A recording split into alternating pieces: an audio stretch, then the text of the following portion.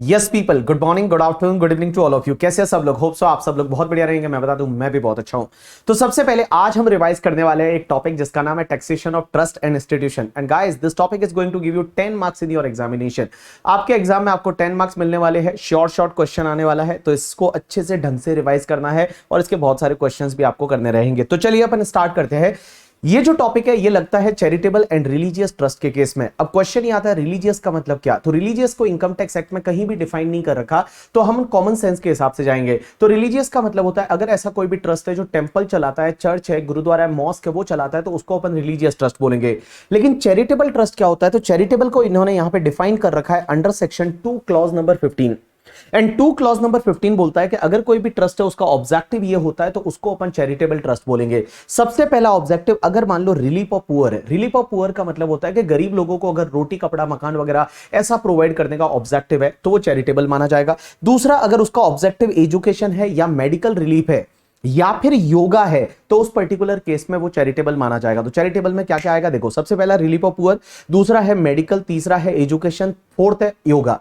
Fifth ये बोलता है कि अगर preservation of environment including the watershed, forest and wild life से रिलेटेड है, या फिर preservation of the historical places और ऐसे मॉन्यूमेंट्स जो कि आपके objective of the artistic and historical nature के, तो उनके अगर मान लो प्रिजर्वेशन के लिए कोई ट्रस्ट बनाया है तो वो चैरिटेबल माना जाएगा। अब एक बात समझना, मैंने आपको यहां पे टोटल 6 ऑब्जेक्टिव बताए। क्या होना चाहिए? रिलीफ ऑफ पुअर है, दूसरा एजुकेशन, तीसरा मेडिकल, चौथा yoga, preservation of the historical places, monuments and preservation of the environment including the watershed, forest and wild life, ये चैरिटेबल पर्पस है।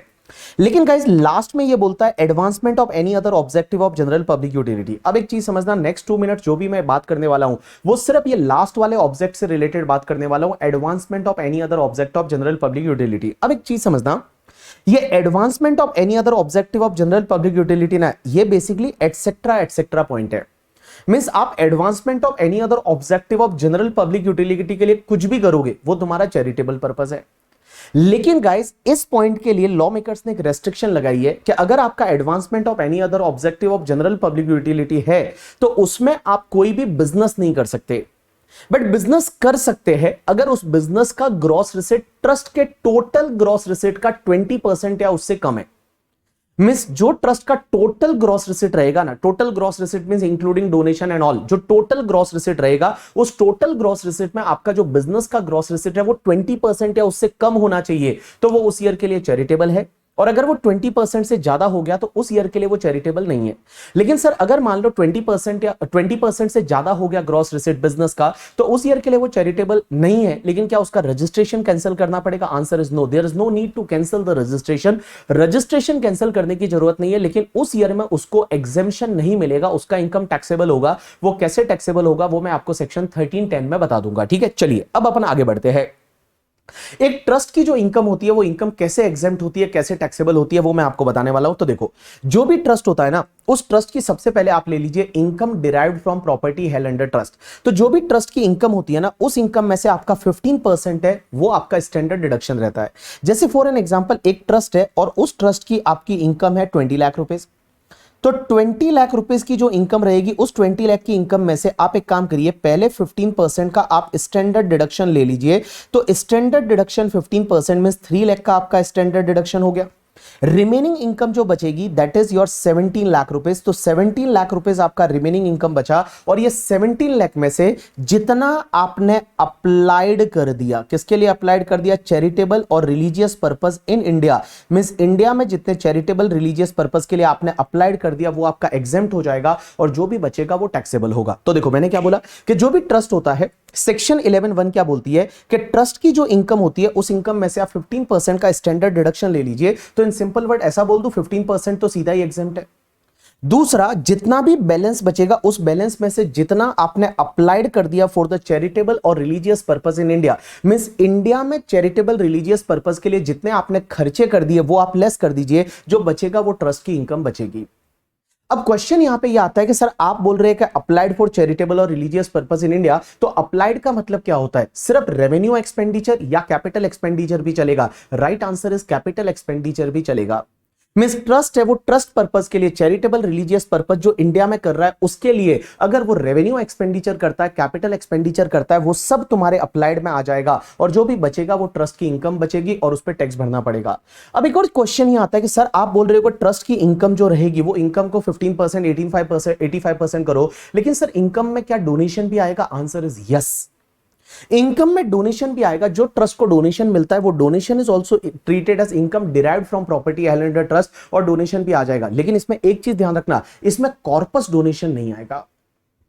कॉर्पस डोनेशन जब मिलता है ना वो पूरा एग्जेम्प्ट हो जाएगा। कॉर्पस डोनेशन ऐसा डोनेशन होता है जो स्पेसिफिक डायरेक्शन से मिलता है कि ये ट्रस्ट के कॉर्पस का पार्ट बनना चाहिए और स्पेसिफिक पर्पस के लिए यूज होना चाहिए।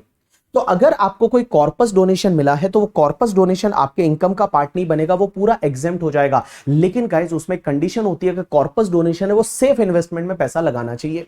मींस कॉर्पस डोनेशन का पैसा है ना वो 11(5) में जमा होना चाहिए, मींस सेफ इन्वेस्टमेंट में जमा होना चाहिए। और अगर कॉर्पस डोनेशन आपने सेफ इन्वेस्टमेंट में जमा नहीं किया तो वो वाला कॉर्पस डोनेशन सीधा टैक्सेबल हो जाएगा eight the rate 30% under section 115 BBI। ये चाहिए तो आप लिख लीजिए कि ये कॉर्पस डोनेशन अगर 11(5) में जमा नहीं होता है तो ये सेक्शन 115 BBI में टैक्सेबल हो जाता है सीधा एट द रेट 30%, और उस पर फिर वो 15% स्टैंडर्ड डिडक्शन वगैरह कुछ नहीं मिलता। और एक और चीज समझना, कॉर्पस डोनेशन अगर आपने कोई गलत पर्पस के लिए यूज कर दिया, जैसे कॉर्पस डोनेशन आपको मिला था कि ये भैया कॉर्पस का पार्ट बनना चाहिए, बिल्डिंग पर्पस के लिए होना चाहिए, और आपने उसको अगर गलत पर्पस के लिए यूज कर दिया तो भी वो तुम्हारे लिए क्या होगा? टैक्सेबल हो जाएगा under section 115 BBI eight the rate 30%। तो देखिए मैंने क्या बोला, एक बार मैं वापस से आपको रिवाइज करा रहा हूं। देखो जो भी ट्रस्ट का इनकम होता है, income derived from property held under trust, उसमें डोनेशन भी ले लेने का।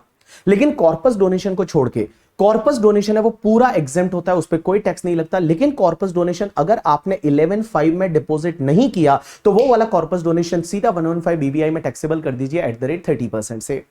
एंड कॉर्पस डोनेशन जो है वो 11(5) में जमा किया और अगर मान लो सही जमा किया तो वो पूरा एग्जेम्प्ट हो जाएगा, उस पर कोई भी टैक्स नहीं लगेगा।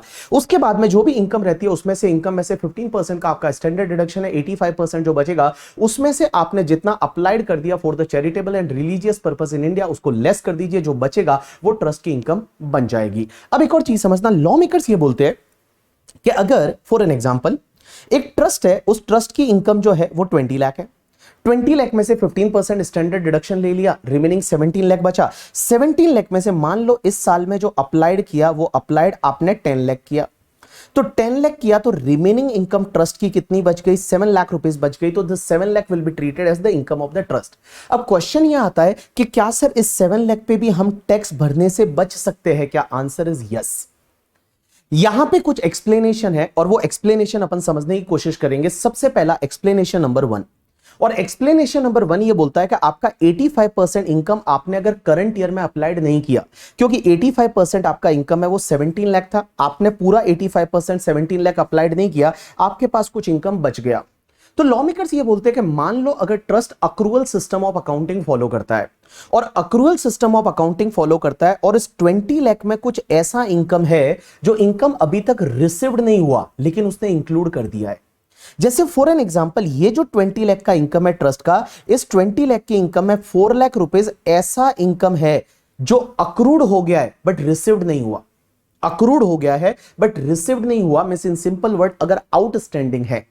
अगर आउटस्टैंडिंग है तो लॉ मेकर्स बोलते हैं यहां पे आपको एक ऑप्शन मिलता है, और वो ऑप्शन ये बोलता है कि ट्रस्ट की रिटर्न फाइलिंग की ड्यू डेट से एटलीस्ट 2 महीने पहले, एटलीस्ट 2 month before the due date of return filing, trust क्या करेगा? एक डिक्लेरेशन देगा in the form number 9A to the assessing officer, और असेसिंग ऑफिसर को बोलेगा कि सर देखिए हमारी जो इनकम है वो 20 लाख है, लेकिन उसमें से 4 लाख रुपीस ऐसा है जो हमको अभी तक रिसीव नहीं हुआ।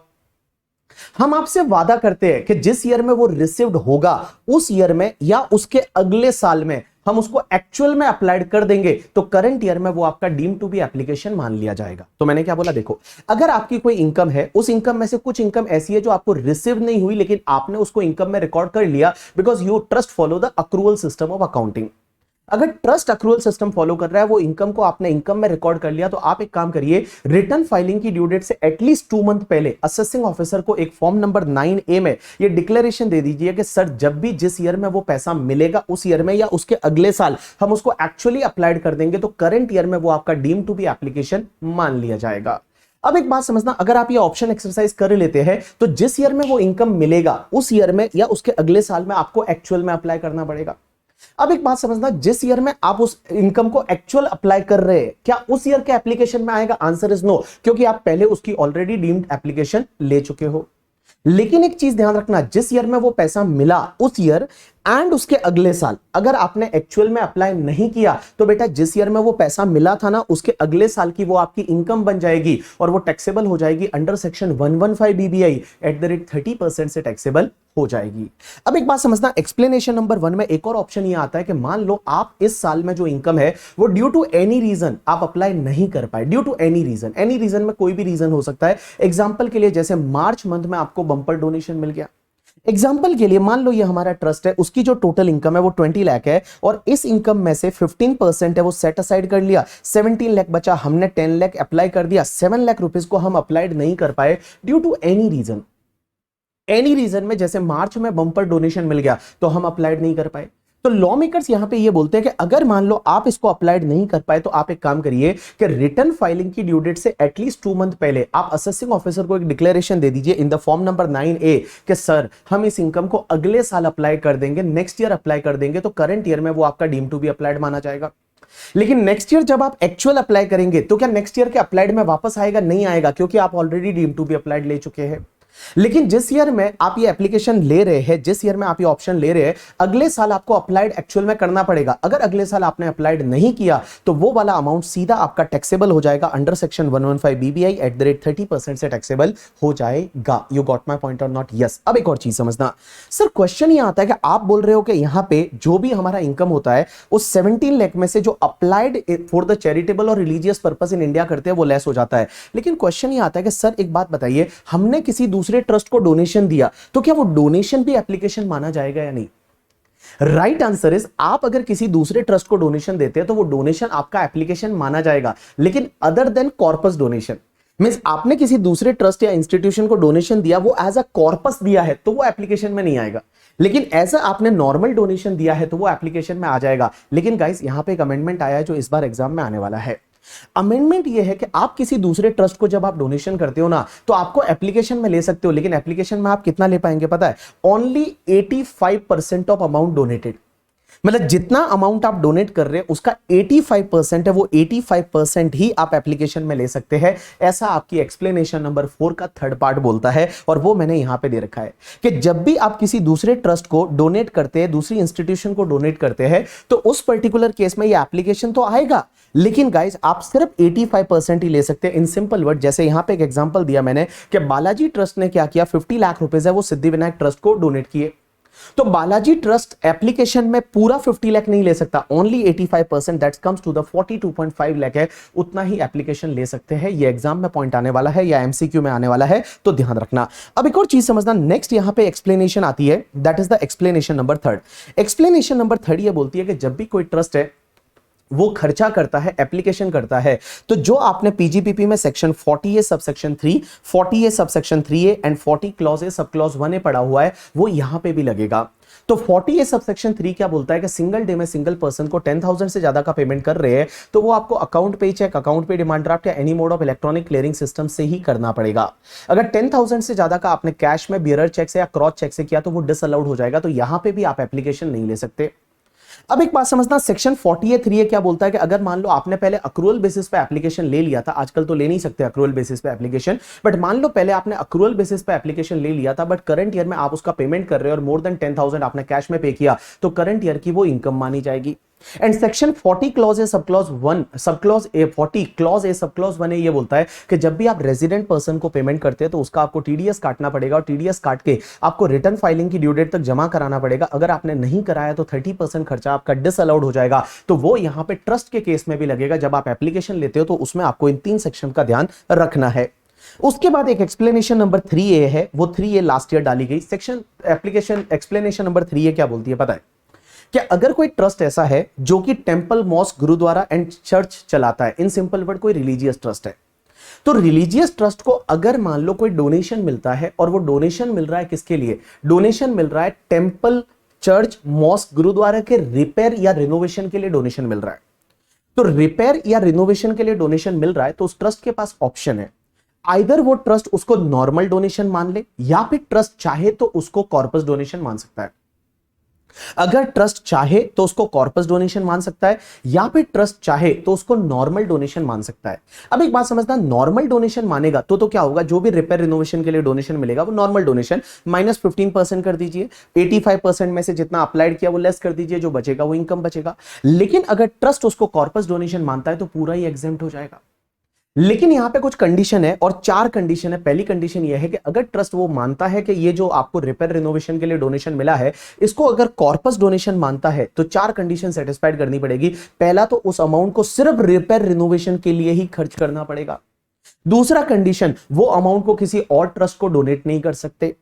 तीसरा कंडीशन, उसके लिए अलग से सेपरेटेबल अकाउंट बनाना पड़ेगा और उसको सेपरेटली आइडेंटिफाइबल होना चाहिए। एंड चौथा कंडीशन के उस पैसे को 11(5) में सेफ इन्वेस्टमेंट में रखना पड़ेगा। अगर ये चारों कंडीशन सेटिस्फाइड होती है तो जो भी डोनेशन मिल रहा है उसको कॉर्पस डोनेशन मान सकता है। लेकिन अगर उसका कोई भी वायलेशन हो जाए गया तो फिर भैया वो डोनेशन जो मिला था वो एग्जेम्प्ट हुआ था, वो वापस से टैक्सेबल हो जाएगा जिस ईयर में आपका वायलेशन हुआ। अब एक बात समझना, एक एक्सप्लेनेशन नंबर 4 है। एंड गाइस, इस एक्सप्लेनेशन नंबर 4 जो फाइनेंस एक्ट 2021 से आई थी, and this explanation is applicable from assessment year 2022-23। आपको याद रखना है ये एक्सप्लेनेशन नंबर 4 है ना, ये आपको याद रखनी पड़ेगी। ये असेसमेंट ईयर 22-23 से है। इन सिंपल वर्ड, ये एक्सप्लेनेशन आपकी प्रीवियस ईयर 21-22 से एप्लीकेबल है। मैं ऐसा क्यों बोल रहा हूं याद रखना पड़ेगा, बिकॉज एग्जामिनर यहां पे टेस्टिंग कर रहा है, और लास्ट भी आरटीपी जो थी उसमें भी टेस्ट किया था, इस बार की आरटीपी है उसमें भी टेस्ट किया है, और वहां पे उसने माना है कि आपको ये असेसमेंट ईयर भी याद रहना चाहिए कि कौन से असेसमेंट ईयर से ये एक्सप्लेनेशन लग रही है। तो असेसमेंट ईयर 22-23 आप ऐसे याद रखिए, प्रीवियस ईयर 21-22 से ये एक्सप्लेनेशन लग रही है। अब एक बात समझना, ये एक्सप्लेनेशन नंबर 4 क्या बोलती है, ध्यान देना। एक्सप्लेनेशन नंबर 4 ये बोलती है कि मान लो आपने ट्रस्ट के लिए इस साल में कोई खर्चा किया और वो खर्चा कॉर्पस फंड से पैसा विड्रॉ करके किया। मींस इस साल में आपने ट्रस्ट के लिए कोई खर्चा किया और वो खर्चा कॉर्पस फंड से पैसा विड्रॉ करके किया। कॉर्पस फंड से पैसा विड्रॉ किया और उससे कोई खर्चा किया, कुछ अप्लाइड किया। लॉ मेकर्स बोलते हैं वो करंट ईयर के अप्लाइड में नहीं आएगा, वो करंट ईयर के अप्लाइड में नहीं आएगा, लेकिन वो उस ईयर के अप्लाइड में आएगा जिस ईयर में आप वापस से वो पैसा कॉर्पस फंड में डिपॉजिटेड बैक कर दोगे, उस ईयर के एप्लीकेशन में आ जाएगा। वापस बोल रहा हूं, ध्यान देना। एक्सप्लेनेशन नंबर 4 का पार्ट ए ये बोलता है, पार्ट 1 ये बोलता है कि अगर मान लो इस साल आपने कोई भी खर्चा किया, कोई भी एप्लीकेशन किया ट्रस्ट के पर्पस के लिए, लेकिन वो पैसा जो है वो आपने कॉर्पस फंड से विड्रॉ करके किया था, तो इस ईयर के अप्लाइड में वो नहीं आएगा, वो उस ईयर के अप्लाइड में आएगा जिस ईयर में आप वापस से वो पैसा कॉर्पस फंड में डिपॉजिटेड बैक करते हो। मींस इन फ्यूचर ईयर जिस ईयर में इनकम हुई उससे वापस से वो पैसा कॉर्पस फंड में डिपॉजिटेड बैक, इन्वेस्टेड बैक किया, उस ईयर के एप्लीकेशन में आ जाएगा। इसमें एक और पॉइंट ये बोलता है कि अगर मान लो आपने क्या किया, इस साल में कोई एप्लीकेशन किया, वो आपने लोन मनी या बोरोइंग मनी से किया, मींस लोन या बोरोइंग से किया, तो वो इस ईयर के एप्लीकेशन में नहीं आएगा, वो उस ईयर के एप्लीकेशन में आएगा जिस ईयर में आप उस लोन या बोरोइंग का वापस से रीपेमेंट करते हो, उस ईयर के एप्लीकेशन में आ जाएगा। तो देखो, मैंने यहां पे 2 चीजें बोली और यहां पे कुछ अमेंडमेंट है जो मैं आपके साथ में डिस्कस करने वाला हूं, जो आपको याद रखना है। इधर देखिए, सबसे पहले मैंने यहां पे 2 चीजें बोली कि अगर मान लो आप इस साल में खर्चा करते हो, इस साल में आप एप्लीकेशन कर रहे हो, बट पैसा कहां से ला रहे हो, या तो कॉर्पस से पैसा विड्रॉ किया या आपने कोई लोन लेके पैसा लाया और उससे एप्लीकेशन किया, तो करंट ईयर के एप्लीकेशन में नहीं आएगा, वो उस ईयर के एप्लीकेशन में आएगा जिस ईयर में आप वापस से उसमें डिपॉजिटेड बैक करते हो कॉर्पस में, या फिर लोन का रीपेमेंट करते हो, उस ईयर के एप्लीकेशन में आ जाएगा। यू गॉट माय पॉइंट और नॉट? जैसे मान लो ट्रस्ट ने इस साल खर्चा किया कोई कॉर्पस से पैसा विड्रॉ करके या फिर लोन लेके, और इस साल उन्होंने कंप्यूटर वगैरह खरीदे, तो इस साल के एप्लीकेशन में नहीं आएगा। फिर जिस ईयर में आगे जाके इनकम होगी और उस ईयर की इनकम से जिस ईयर में वो वापस से डिपॉजिटेड बैक इनटू कॉर्पस होगा या लोन का रीपेमेंट होगा, उस ईयर के एप्लीकेशन में वो आ जाएगा। अब एक और चीज समझना, इस साल इन्होंने अमेंडमेंट किया है कि भाई साहब, इस एक्सप्लेनेशन में उन्होंने अमेंडमेंट किया है। अमेंडमेंट क्या बोलता है पता है? पहली चीज तो ये कि आप जब अप्लाई कर रहे हो करंट ईयर में, तो करंट ईयर के एप्लीकेशन में तो नहीं आएगा, वो जिस ईयर में डिपॉजिटेड बैक करोगे या जिस ईयर में लोन का रीपेमेंट करोगे उस ईयर के एप्लीकेशन में आएगा। बट यहां पे कुछ कंडीशन डाली, और एक कंडीशन आपको याद रखनी है कि जिस ईयर में आपने अप्लाई किया ना, जैसे करंट ईयर में पैसा आपने कॉर्पस से निकाला था या लोन लेके पैसा करंट ईयर में यूज किया था, तो गाइस करंट ईयर के एंड से 5 ईयर के अंदर अंदर वो पैसा वापस से डिपॉजिटेड बैक होना चाहिए इनटू द कॉर्पस, या फिर लोन का रीपेमेंट होना चाहिए, वो 5 साल के अंदर अंदर होना चाहिए। तभी आप एप्लीकेशन ले सकते हो जिस ईयर में डिपॉजिटेड बैक या रीपेमेंट करोगे। तो 5 ईयर का यहां पे एक लिमिट डाला गया है, और वो लिमिट क्या बोलता है, जैसे for an example in current year आपने कॉर्पस से पैसा विड्रॉ करके लोन लेके कुछ एप्लीकेशन किया इन द प्रीवियस ईयर 23-24, तो 23-24 के एंड से 24 का एंड होगा 31 मार्च 2024, 5 ईयर आप अगर काउंट करोगे 31 मार्च 2029, तो 29 तक आपको वो लोन को रीपेमेंट करना पड़ेगा, या फिर आप जो कॉर्पस फंड में वापस डिपॉजिटेड बैक करना पड़ेगा, तो ही आप एप्लीकेशन ले सकते हैं जिस ईयर में डिपॉजिटेड बैक या रीपेमेंट करोगे, अदरवाइज फिर वो एप्लीकेशन आपको मिलेगा ही नहीं। तो यहां पे कंडीशन क्या डाली है कि पहली चीज तो आपने जो कॉर्पस से पैसा निकाला था या लोन लेके जो पैसा यूज किया था, वो कहां पे यूज किया था, इंडिया में किसी पर्पस के लिए किया था, वो पैसा किसी और दूसरे ट्रस्ट को डोनेट नहीं किया था। उसके बाद में सेक्शन 40A सबसेक्शन 3 या 40 clause A sub clause 1A को आपने फुलफिल किया था, वो कोई पुराना ज्यादा एप्लीकेशन को सेट ऑफ वेट ऑफ नहीं किया आपने, एंड गाइस वो पैसा किसी ट्रस्टी के लिए वगैरह यूज नहीं किया, एंड गाइस जो लोन है वो आप रीपेमेंट कर रहे हो with in 5 years from the end of the financial year in which that amount was used. तो ये सब कंडीशन सेटिस्फाइड होनी चाहिए। अब एक बात समझना, इसमें जो स्टार्टिंग की कंडीशन है ना, वो तो इनबिल्ट है। यहां पे सिर्फ आपको एक कंडीशन है वो ध्यान रखनी है कि जो भी आप लोन का रीपेमेंट कर रहे हो या कॉर्पस में डिपॉजिटेड बैक कर रहे हो, वो विद इन 5 ईयर होना चाहिए from the end of the year in which amount is applied from out of corpus और from the loan amount. You got my point और नॉट? यस। चलिए उसके बाद में नेक्स्ट एक्सप्लेनेशन चलते हैं, एक्सप्लेनेशन नंबर 5 पे। एक्सप्लेनेशन नंबर 5 ये बोलता है कि कभी भी ट्रस्ट का एप्लीकेशन अगर इनकम से ज्यादा हो जाता है, तो एप्लीकेशन इनकम से ज्यादा हो जाता है तो वो तो डेफिसिट आ जाएगा। तो क्वेश्चन ये आता है क्या डेफिसिट को हम कैरी फॉरवर्ड कर सकते हैं? आंसर इज नो, उसको आप कैरी फॉरवर्ड नहीं करोगे, वो आपका लैप्स हो जाएगा। फॉर एन एग्जांपल कोई ट्रस्ट है, उसका इनकम जो है वो 100 था, इसमें से 15 आपने लेस कर दिया, 85 बचा। मान लो करंट ईयर में आपने 95 का अप्लाई कर दिया, तो 95 का अप्लाई कर दिया, तो यहां तो 10 तो नेगेटिव आ जाएगा, डेफिसिट आ जाएगा। तो क्या इस 10 को अगले साल के एप्लीकेशन में ले सकते हैं? आंसर इज नो, आप नहीं ले सकते, यह आपका लैप्स हो जाएगा, इसका कुछ भी नहीं हो सकता। उसके बाद एक एक्सप्लेनेशन है, दैट इज द पूरी सेक्शन 11 के लिए है, और ये एक्सप्लेनेशन आपको ध्यान देना है गाइस। यहां पे ये एक्सप्लेनेशन ऐड की थी फाइनेंस एक्ट 2022 से, एंड ये भी असेसमेंट ईयर 22-23 से लग रही है, मींस प्रीवियस ईयर 21-22 से लग रही है। ये एक्सप्लेनेशन ये बोलती है कि अब ट्रस्ट जो है ना, वो खर्चे का एप्लीकेशन सिर्फ पेमेंट बेसिस पे ले सकता है, अक्रूवल बेसिस पे नहीं ले सकता। Only and only payment basis पे ले सकता है, वो भले अकाउंटिंग मेथड कौन सा भी फॉलो कर रहा है। ट्रस्ट जो है वो इनकम रिकॉग्निशन के लिए अक्रूवल सिस्टम या कैश सिस्टम फॉलो करे उसकी मर्जी, लेकिन खर्चों का डिडक्शन है वो सिर्फ पेमेंट बेसिस पे ही मिलेगा। ये एक अमेंडमेंट किया है। एग्जांपल के लिए मान लो एक ट्रस्ट है, उसने क्या किया, कोई कंप्यूटर खरीदे ऑन द 29 मार्च और 40 लाख का पेमेंट था, कंप्यूटर का बिल 40 लाख का था। Out of that suppose 30 lakh payment they made till 31 March 2024, remaining 10 lakh they made in the next year. Guys 10 lakh का डिडक्शन नेक्स्ट ईयर में मिलेगा, और 40 लाख का डिडक्शन, सॉरी 30 लाख का डिडक्शन है वो करंट ईयर में मिल जाएगा। तो बड़ा सिंपल है कि गाइस नाउ आपको जो एप्लीकेशन है ना, वो सिर्फ एक्चुअल पेमेंट बेसिस पे मिलेगा। अगर आपने एक्चुअल खर्चा किया तो ही आपको एप्लीकेशन मिलेगा, अदरवाइज आपको एप्लीकेशन नहीं मिलेगा। लेकिन फिर आपके मन में ये डाउट आ जाएगा कि what about sir that explanation, आपने जो एक्सप्लेनेशन नंबर 1 में बताया था कि अगर मान लो वो आउटस्टैंडिंग है तो वो वहां पे वो एक लिख के दे सकते हैं, या फिर एक ऐसा भी तो ऑप्शन था कि नेक्स्ट ईयर में अप्लाइड कर देंगे। तो क्या वो ऑप्शन स्टिल वैलिड है या नहीं? राइट आंसर इज यस, वो वैलिड है ऑप्शन। मींस एक बात बताओ, जैसे फॉर एन एग्जांपल आप पेमेंट नहीं कर पाए लेकिन आपके पास बिल आया, तो फिर आप ऑप्शन को एक्सरसाइज कर लो ना। आप ऑप्शन को एक्सरसाइज कर दो, ये जो सेकंड वाला ऑप्शन था, इस ऑप्शन को एक्सरसाइज कर दो कि सर हम अगले साल उसको एक्चुअल अप्लाइड कर लेंगे, तो करंट ईयर में वो डीम टू बी अप्लाइड माना जाएगा। तो अगर ऑप्शन ले लेते हो तो कोई दिक्कत ही नहीं है। ऑप्शन ले लेते हो, मान लो पेमेंट नहीं कर पाए, तो ऑप्शन आपने एक्सरसाइज कर दिया, तो क्या चलेगा? आंसर इज यस, तो चलेगा, वो ऑप्शन है वो स्टिल वैलिड माने जाएंगे। चलिए उसके बाद एक सेक्शन आती है 11(2). 11(2) क्या बोलती है कि ट्रस्ट जो है वो मान लो 85% इनकम है, वो इस साल में अप्लाइड नहीं कर पाया, बट ट्रस्ट क्या करना चाहता है, उस पैसे को एक्यूमुलेट करना चाहता है फॉर द स्पेसिफिक पर्पस के लिए।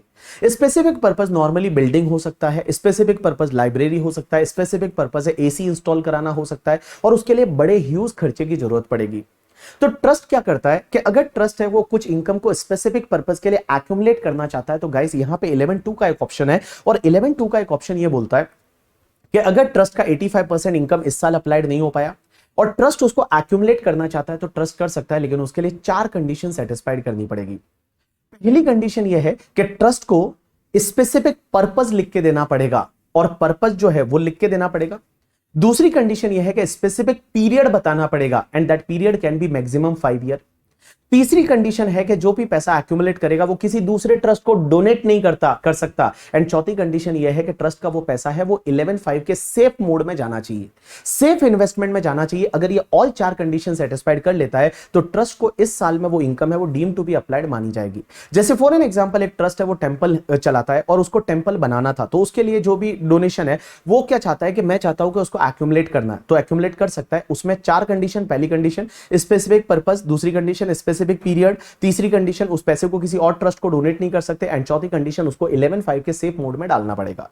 यहां पे एक फॉर्म फाइल करना पड़ता है, उस फॉर्म को बोला जाता है फॉर्म नंबर 10, और ये फॉर्म फाइल करना पड़ता है at least 2 month before the due date of the return filing. Return filing की ड्यू डेट से 2 महीने पहले ये फॉर्म है वो फाइल करना पड़ेगा एओ को, तो ट्रस्ट है ये एक्यूमुलेशन का बेनिफिट ले सकता है। अब यहां पे एक चीज समझना, यहां पे मैक्सिमम 5 ईयर के लिए एक्यूमुलेशन कर सकते हैं, लेकिन मान लो 5 ईयर्स के बीच में कोई कोर्ट का स्टे ऑर्डर आ गया कि चलो यहां तो मंदिर नहीं बनाओगे, या यहां तो जो है मान लो कोई बना रहा है मस्जिद बना रहा है, मस्जिद नहीं बनाओगे, और कोर्ट का ऑर्डर आ गया, और कोर्ट का ऑर्डर 15 साल तक रहा, तो 15 साल तक उस पर स्टे रहा, स्टे आ गया, तो क्या वो 15 साल जो है वो तो 5 ईयर तो एक्सपायर हो जाएंगे। तो राइट आंसर है, इन्होंने बोला कि अगर कोई कोर्ट का अगर स्टे ऑर्डर आया तो जितना स्टे ऑर्डर है उतना वो 5 ईयर्स का आपका टाइम लिमिट है उससे एक्सटेंड हो जाएगा।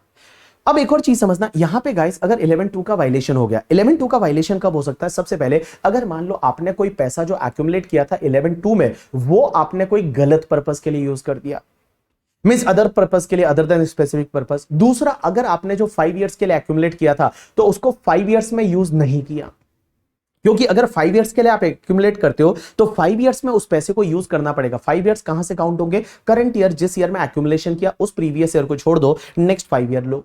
अगर आपने 4 ईयर के लिए एक्यूमुलेट किया तो 4 ईयर में अप्लाइड करना है, अगर 5 ईयर के लिए किया तो 5 ईयर में, 3 ईयर के लिए किया तो 3 ईयर में।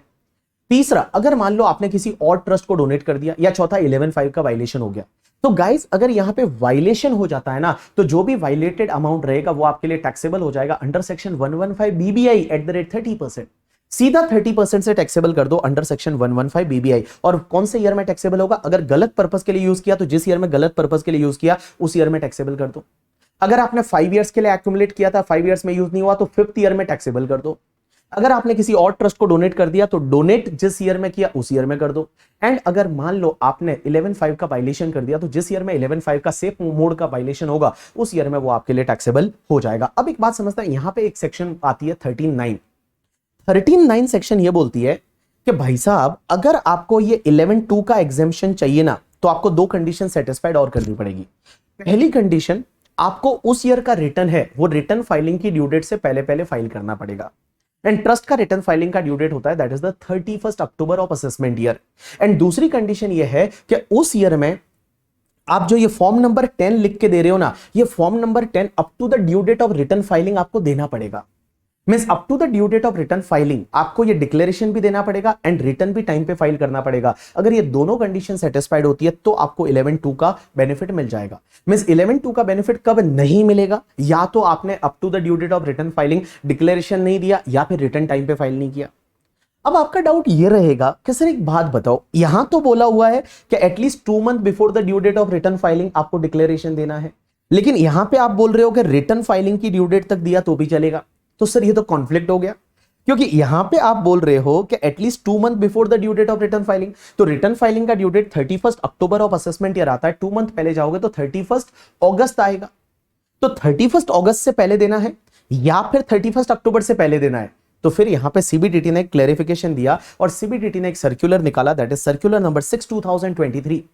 और सीबीडीटी ने सर्कुलर में यह बोला है कि देखो हमने लॉ में यह डाला है कि आपको 31 अगस्त से पहले पहले डिक्लेरेशन, ये वाला 10 वाला एज वेल एज द जो 9A वाला, जो 2 ऑप्शन थे ना वो आउटस्टैंडिंग वाला एंड एनी अदर रीजन वाला, वो आपको 31 अगस्त से पहले पहले एओ को देने चाहिए।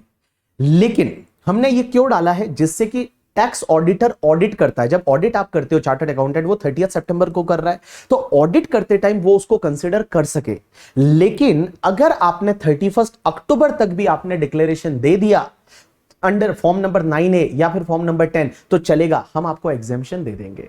तो कुल मिला के आज की डेट में मैं बताऊं ना, जो 2 month before the due date of return filing इस सेक्शन में जो डाला है as well as the explanation number 1 में डाला है, उसका रियल लाइफ इंप्लीकेशन नहीं है। क्योंकि लास्ट में जाके सीबीडीटी ये बोलती है कि चलो आपने रिटर्न फाइलिंग की ड्यू डेट तक भी अगर आपने डिक्लेरेशन दे दिया तो हम आपका एग्जाम्पशन डिनाई नहीं करेंगे, हम आपको एग्जाम्पशन दे देंगे। यू गॉट माय पॉइंट और नॉट? यस। चलिए नेक्स्ट सेक्शन आती है 11.4 एंड 11.4A। ये सेक्शन ये बोलती है कि ट्रस्ट कोई भी अगर बिजनेस करता है तो बिजनेस का इनकम भी एग्जेम्प्ट होगा क्या? मींस जो बिजनेस करेगा तो पीजीबीपी का इनकम आएगा। अब वो पीजीबीपी का जो नेट प्रॉफिट आता है क्या उसको भी ऐसा करेंगे 15%, 85% अप्लाइड वगैरह वैसा करेंगे क्या? उस पे भी 11-12 का एग्जाम्पशन मिलेगा या नहीं? तो यहां पे लॉ मेकर्स बोलते हैं answer is yes if that business is incidental to attainment of the main objective of the trust. जैसे इस्कॉन टेंपल है तो इस्कॉन टेंपल वाले क्या करते हैं, गीता की बुक प्रिंट करके बेचते हैं। तो गीता की बुक जो प्रिंट करके बेच रहे हैं वो जो बिजनेस है वो incidental to attainment of the main objective of trust है। तो गीता की बिजनेस की जो बुक है वो बुक से जो प्रॉफिट रहेगा वो बिजनेस का प्रॉफिट भी 15%, 85% और अप्लाइड वगैरह वैसा करेंगे। लेकिन उसमें कंडीशन है कि आपको books of account separately maintain करना पड़ेगा। मींस जो बिजनेस है उस बिजनेस का बुक्स ऑफ अकाउंट्स है वो आपको सेपरेटली मेंटेन करना पड़ेगा। लेकिन अगर असेसिंग ऑफिसर ने मान लो आपका असेसमेंट किया वो बुक्स वाले बिजनेस का, गीता की बुक वाले बिजनेस का, एंड अगर असेसिंग ऑफिसर ने इनकम को बढ़ा दिया, अगर असेसिंग ऑफिसर ने वो पीजीबीपी की इनकम को बढ़ा दिया तो जितना इनकम असेसिंग ऑफिसर ने बढ़ाया वो तुम्हारा कंसीलमेंट ऑफ इनकम माना जाएगा और उसके सामने फिर कोई भी एग्जेम्पशन नहीं मिलेगा। देखो गीता की बुक का बिजनेस है जो इस्कॉन टेंपल का, फॉर एन एग्जांपल उससे उनका इनकम हुआ पीजीबीपी का 1 करोड़। तो वो 1 करोड़ पे आप 15%, 85% अप्लाइड वगैरह करिए। बट मान लो उन्होंने एओ ने असेसमेंट किया और एओ ने वो गीता की बुक्स जो बेचने का बिजनेस था उसकी इनकम 1 करोड़ से रेज करके 1.2 करोड़ कर ली।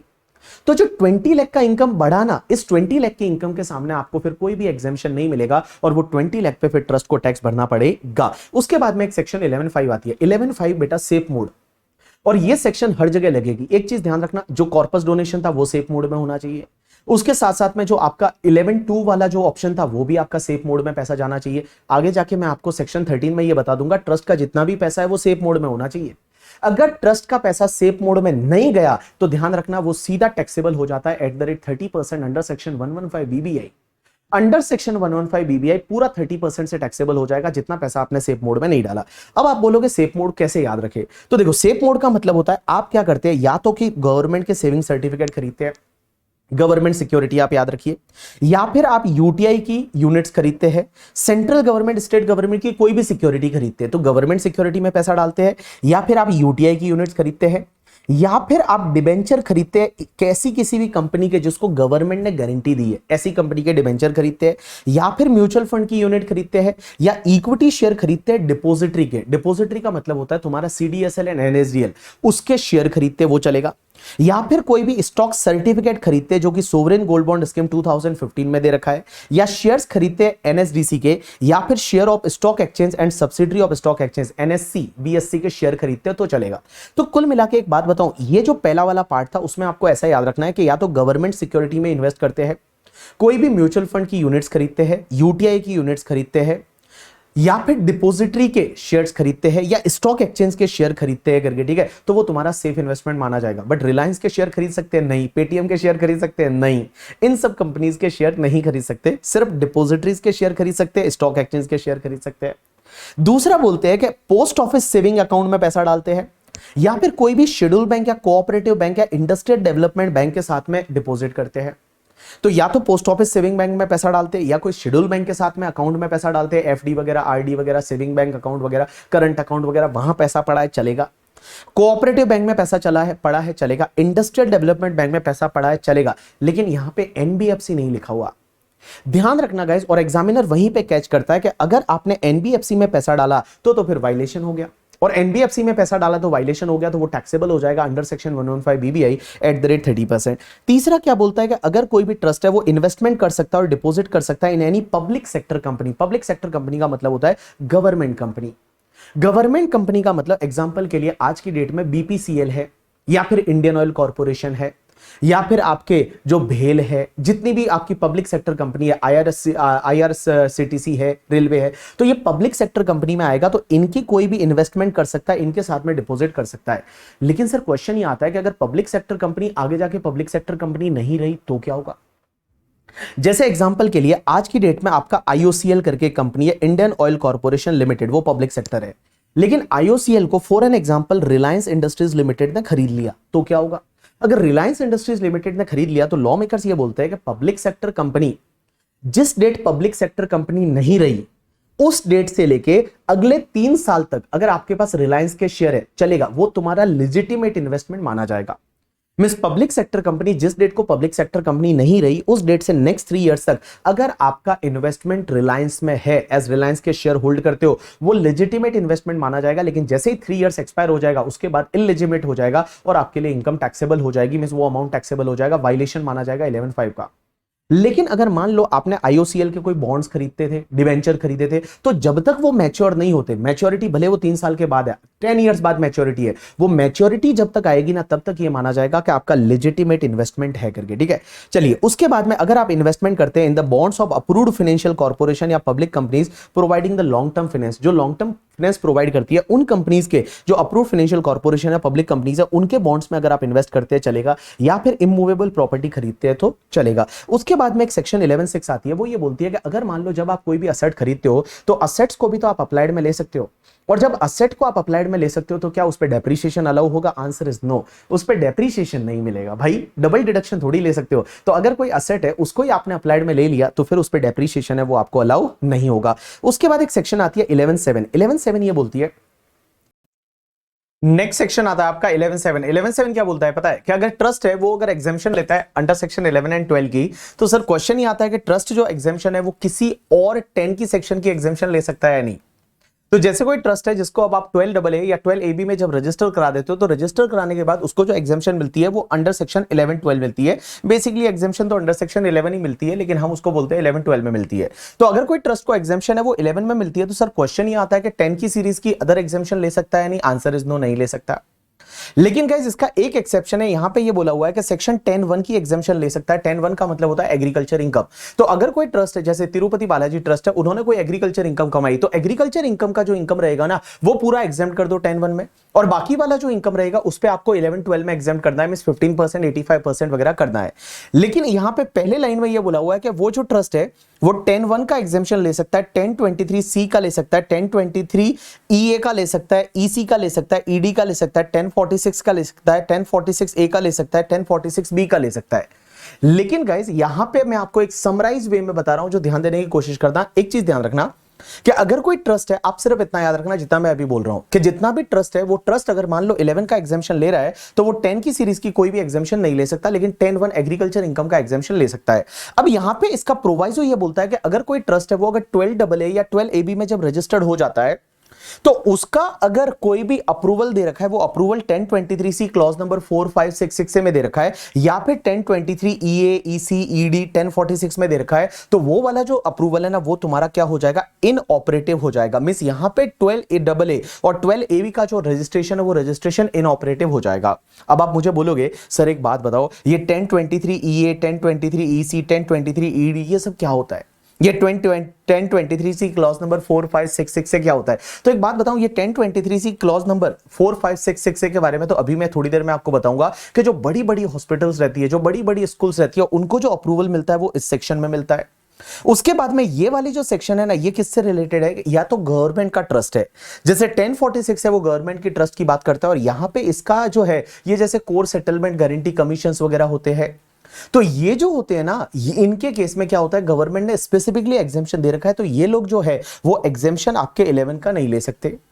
तो आप इसको एक काम करो, जैसा मैं बोलता हूं वैसे आप याद रखिए कि अगर कोई ट्रस्ट है, वो ट्रस्ट ने क्या किया, अगर 12AA 12AB में रजिस्टर्ड है तो वो सेक्शन 11 का एग्जेम्पशन लेगा, उसके साथ में 10 की सीरीज की कोई एग्जेम्पशन नहीं लेगा। लेकिन आप ऐसा याद रखिए, एग्रीकल्चर इनकम जो होगी वो एग्रीकल्चर इनकम का एग्जेम्पशन ले सकता है, जो 10(1) एग्रीकल्चर इनकम है उसका एग्जेम्पशन ट्रस्ट ले सकता है अलोंग विद द 11 का एग्जेम्पशन। अब आप एक और चीज समझिए कि अगर कोई ट्रस्ट है वो यहां पे अप्रूव्ड हो जाता है अंडर सेक्शन 12AA या 12AB में, लेकिन वो साथ साथ में अप्रूव्ड वहां पे भी हो जाता है 1023C क्लॉज नंबर 4, 5, 6, 6 से, या फिर ये 1023EA, EC, ED 1046, तो उस पर्टिकुलर केस में 12AB का अप्रूवल है, जो 12AB का रजिस्ट्रेशन है वो इनऑपरेटिव हो जाएगा। तो कुल मिला के मैं एक बात बताऊं आपको, या तो ट्रस्ट है वो 12 AA में अप्रूव्ड हो जाए, रजिस्टर्ड हो जाए, या फिर इन पर्टिकुलर सेक्शन में रजिस्टर्ड हो जाए। वो दोनों जगह नहीं हो सकता। अगर दोनों जगह आप रजिस्ट्रेशन कराते हो तो एक जगह का रजिस्ट्रेशन है वो आपका इनऑपरेटिव हो जाएगा और अल्टीमेटली आपको एक रजिस्ट्रेशन है वो ही कैरी करना पड़ेगा, वो ही आपको कंटिन्यू करना पड़ेगा। अब एक और चीज समझना, नेक्स्ट सेक्शन आती है सेक्शन 12A। 12A क्या बोलती है पता है कि ट्रस्ट को अगर 11 12 की एग्जेम्पशन लेनी है ना, था उसमें 3 कंडीशन सेटिस्फाइड करनी पड़ेगी। पहली कंडीशन तो यह है कि ट्रस्ट जो है वो रजिस्टर्ड होना चाहिए 12AB में। दूसरी कंडीशन यह है कि ट्रस्ट की टोटल इनकम बिफोर क्लेमिंग ये एग्जेम्पशन लेने से पहले वाला जो इनकम होता है ट्रस्ट का, वो पहले का इनकम अगर बेसिक एग्जेम्पशन से ज्यादा है तो उस पर्टिकुलर केस में क्या करना पड़ेगा, ट्रस्ट को अपनी बुक्स ऑफ अकाउंट्स डॉक्यूमेंट बनाना पड़ेगा और उसकी ऑडिट करानी पड़ेगी और ऑडिट रिपोर्ट सबमिट करनी पड़ेगी up to the due date given under section 44AB। And तीसरी कंडीशन यह है कि ट्रस्ट को अपना रिटर्न फाइल करना पड़ेगा अंडर सेक्शन 139(4)A एंड वो रिटर्न फाइल करना पड़ेगा up to the due date given under section 139(1) और अंडर सेक्शन 139(4). तो नॉर्मल रिटर्न या फिर बिलेटेड रिटर्न है वो भी ट्रस्ट फाइल कर सकता है। तो देखो मैंने क्या बोला, ट्रस्ट को अगर 11 12 का एग्जेम्पशन लेना है ना तो 3 कंडीशन सेटिस्फाइड करनी पड़ेगी। सबसे पहली कंडीशन यह है कि ट्रस्ट रजिस्टर्ड होना चाहिए 12AB में। दूसरी कंडीशन यह है कि ट्रस्ट की total income before claiming the exemption, जो 11 12 का एग्जेम्पशन लेते हैं वो लेने से पहले वाला जो ग्रॉस रिसीट है ट्रस्ट का, वो अगर बेसिक एग्जेम्पशन से ज्यादा है, बेसिक एग्जेम्पशन का मतलब 2,50,000 या 3 लाख से ज्यादा है, तो उस पर्टिकुलर केस में ट्रस्ट को बुक्स ऑफ अकाउंट्स डॉक्यूमेंट बनाना पड़ेगा और उसकी ऑडिट करानी पड़ेगी और उसको ऑडिट रिपोर्ट है वो सबमिट करनी पड़ेगी। एंड लास्ट पॉइंट ये बोलता है कि ट्रस्ट को अपना रिटर्न फाइल करना पड़ेगा under section 139(4)A up to the due date given under section 139(1) और 139(4). अब एक और चीज समझना, ट्रस्ट का रजिस्ट्रेशन कैसे कराना है, क्या कराना है, रजिस्ट्रेशन के लिए एप्लीकेशन कब करनी है। सर ये 12AB का रजिस्ट्रेशन कब तक कराना पड़ता है, उसके लिए एप्लीकेशन कैसे करनी है। तो इस वाले पॉइंट में इस बार अमेंडमेंट है और अमेंडमेंट क्या है वो अपन समझने की कोशिश करेंगे। तो सबसे पहली चीज एक बात समझना, आपको पता है 1/4/2021 से ये 12AB का रजिस्ट्रेशन आया, उससे पहले रजिस्ट्रेशन 12AA में होता था। तो भैया एक बात बताओ, सर क्वेश्चन ही आता है कि ऐसा कोई ट्रस्ट है जो पहले से 12AA में रजिस्टर्ड है, तो उसको क्या करना पड़ेगा, क्या 12AB में रजिस्टर्ड कराना पड़ेगा। Answer is yes. तो उसको ट्रांजिशन स्कीम फॉलो करना पड़ेगा। अब ये ट्रांजिशन स्कीम क्या करना पड़ेगा, तो देखिए कोई भी अगर एग्जिस्टिंग ट्रस्ट है जो ऑलरेडी पहले 12A में रजिस्टर्ड था या 12AA में रजिस्टर्ड था, तो अब उसको 12AB में रजिस्ट्रेशन कराना पड़ेगा। लेकिन उसके लिए एप्लीकेशन कब तक करनी पड़ेगी, तो उसके लिए एप्लीकेशन करनी पड़ेगी within 3 month from the date on which this amendment came into the force. और ये अमेंडमेंट 1 अप्रैल 2021 से आया था, तो आप बोलोगे 30 जून 2021 तक उसको एप्लीकेशन करना पड़ेगा। लेकिन गाइस उसके बाद सीबीडीटी ने सर्कुलर निकाल के इसको बढ़ाते गए और लास्ट डेट थी 30 जून 2024। सो 30 जून 2024 तक है वो उसको क्या करना पड़ेगा, री रजिस्ट्रेशन कराना पड़ेगा अंडर सेक्शन 12AB। तो उसके लिए एप्लीकेशन करना है। तो अगर मान लो यहां पे ट्रस्ट ने एप्लीकेशन कर दिया, तो जो सीआईटी रहता है, क्योंकि रजिस्ट्रेशन कौन देता है, सीआईटी या पीसीआईटी। सीआईटी का मतलब होता है commissioner of income tax, PCIT का मतलब होता है principal commissioner of income tax, वो ही रजिस्ट्रेशन देते हैं। तो वो जो रजिस्ट्रेशन देंगे वो कब तक देंगे, तो जैसे ही एप्लीकेशन आपने कर दिया यहां पे, तो 3 month from the end of the month which application was received. So 3 month from the end of the month in which application was received, वो आपको रजिस्टर्ड कर देंगे। 5 इयर्स के लिए रजिस्ट्रेशन आपको मिलेगा और इसमें कुछ भी इंक्वायरी नहीं किया जाएगा और आपको एग्जेम्पशन पहले से मिलती रहेगी। मतलब एग्जेम्पशन वो पुराना ट्रस्ट पहले से ले रहा है, तो भैया आपको एग्जेम्पशन है वो एग्जेम्पशन मिलती रहेगी। तो देखिए सबसे पहला पॉइंट मैंने ये पढ़ा है कि एग्जिस्टिंग ट्रस्ट जो है, जो पहले 12AA में रजिस्टर्ड थे, 12A में रजिस्टर्ड थे, अब उनको 12AB में रजिस्ट्रेशन कराना पड़ेगा। वो कब तक कराना पड़ेगा, ये अमेंडमेंट आया था उसके 3 महीने के अंदर अंदर, लेकिन वो 3 महीने वाला डेट जो था वो 30 जून 2021 को कंप्लीट हो गया, लेकिन उसको बढ़ाते बढ़ाते 30 जून 2024 तक उसको बढ़ाया। लेकिन अगर आपने रजिस्ट्रेशन के लिए एप्लीकेशन कर दिया, तो 3 month from the end of the month in which application was received, यहां पे आपको रजिस्ट्रेशन दे दिया जाएगा 5 इयर्स के लिए विदाउट एनी इंक्वायरी। अब एक बात समझना, एग्जाम में ये आने का चांस नहीं है, एग्जाम में जो है वो ये आने का चांस नहीं है। अब उसके बाद में नेक्स्ट आता है कि सर अगर कोई भी न्यू ट्रस्ट है और वो न्यू ट्रस्ट अभी बनाया, तो न्यू ट्रस्ट को रजिस्ट्रेशन कब तक कराना पड़ेगा। तो न्यू ट्रस्ट को रजिस्ट्रेशन कराने के लिए यहां पे लॉ मेकर्स बोलते हैं कि उसको क्या करना पड़ेगा कि ट्रस्ट का जब प्रीवियस ईयर स्टार्ट हो रहा है ना, प्रीवियस ईयर से एटलीस्ट 1 मंथ पहले है, वो ट्रस्ट को रजिस्ट्रेशन एप्लीकेशन करना पड़ेगा। अब आप मुझे बोलोगे प्रीवियस ईयर कब स्टार्ट होता है, तो देखो नए ट्रस्ट के केस में जिस दिन ट्रस्ट अपनी एक्टिविटी चालू करने वाला है, जिस दिन ट्रस्ट अपनी एक्टिविटी चालू करने वाला है उस दिन उसका रजिस्ट्रेशन है, उस दिन जो है ये माना जाता है प्रीवियस ईयर स्टार्ट हो रहा है। देखो नॉर्मली प्रीवियस ईयर 1 अप्रैल 2024 से स्टार्ट होगा जैसे करंट ईयर के लिए। लेकिन गाइस अगर कोई ट्रस्ट है, वो ट्रस्ट अपनी एक्टिविटी जब नया चालू कर रहा है, नया ट्रस्ट है, तो जब एक्टिविटी चालू करने वाला होता है ना, उस डेट को उसका प्रीवियस ईयर स्टार्ट होगा। तो प्रीवियस ईयर स्टार्ट होने से एटलीस्ट 1 मंथ पहले है उसको जो है वो रजिस्ट्रेशन के लिए एप्लीकेशन करना पड़ेगा। एंड गाइस अगर ट्रस्ट ने एप्लीकेशन किया तो 1 month from the end of the month in which application was received, मतलब जिस मंथ में रिसीव्ड हुआ था एप्लीकेशन उसके एंड से 1 महीने के अंदर अंदर है वो यहां पे ट्रस्ट को रजिस्ट्रेशन दे देंगे। लेकिन यहां पे जो रजिस्ट्रेशन ट्रस्ट को मिलेगा ना वो 3 इयर्स के लिए रजिस्ट्रेशन मिलेगा और गाइस वो प्रोविजनल रजिस्ट्रेशन मिलेगा।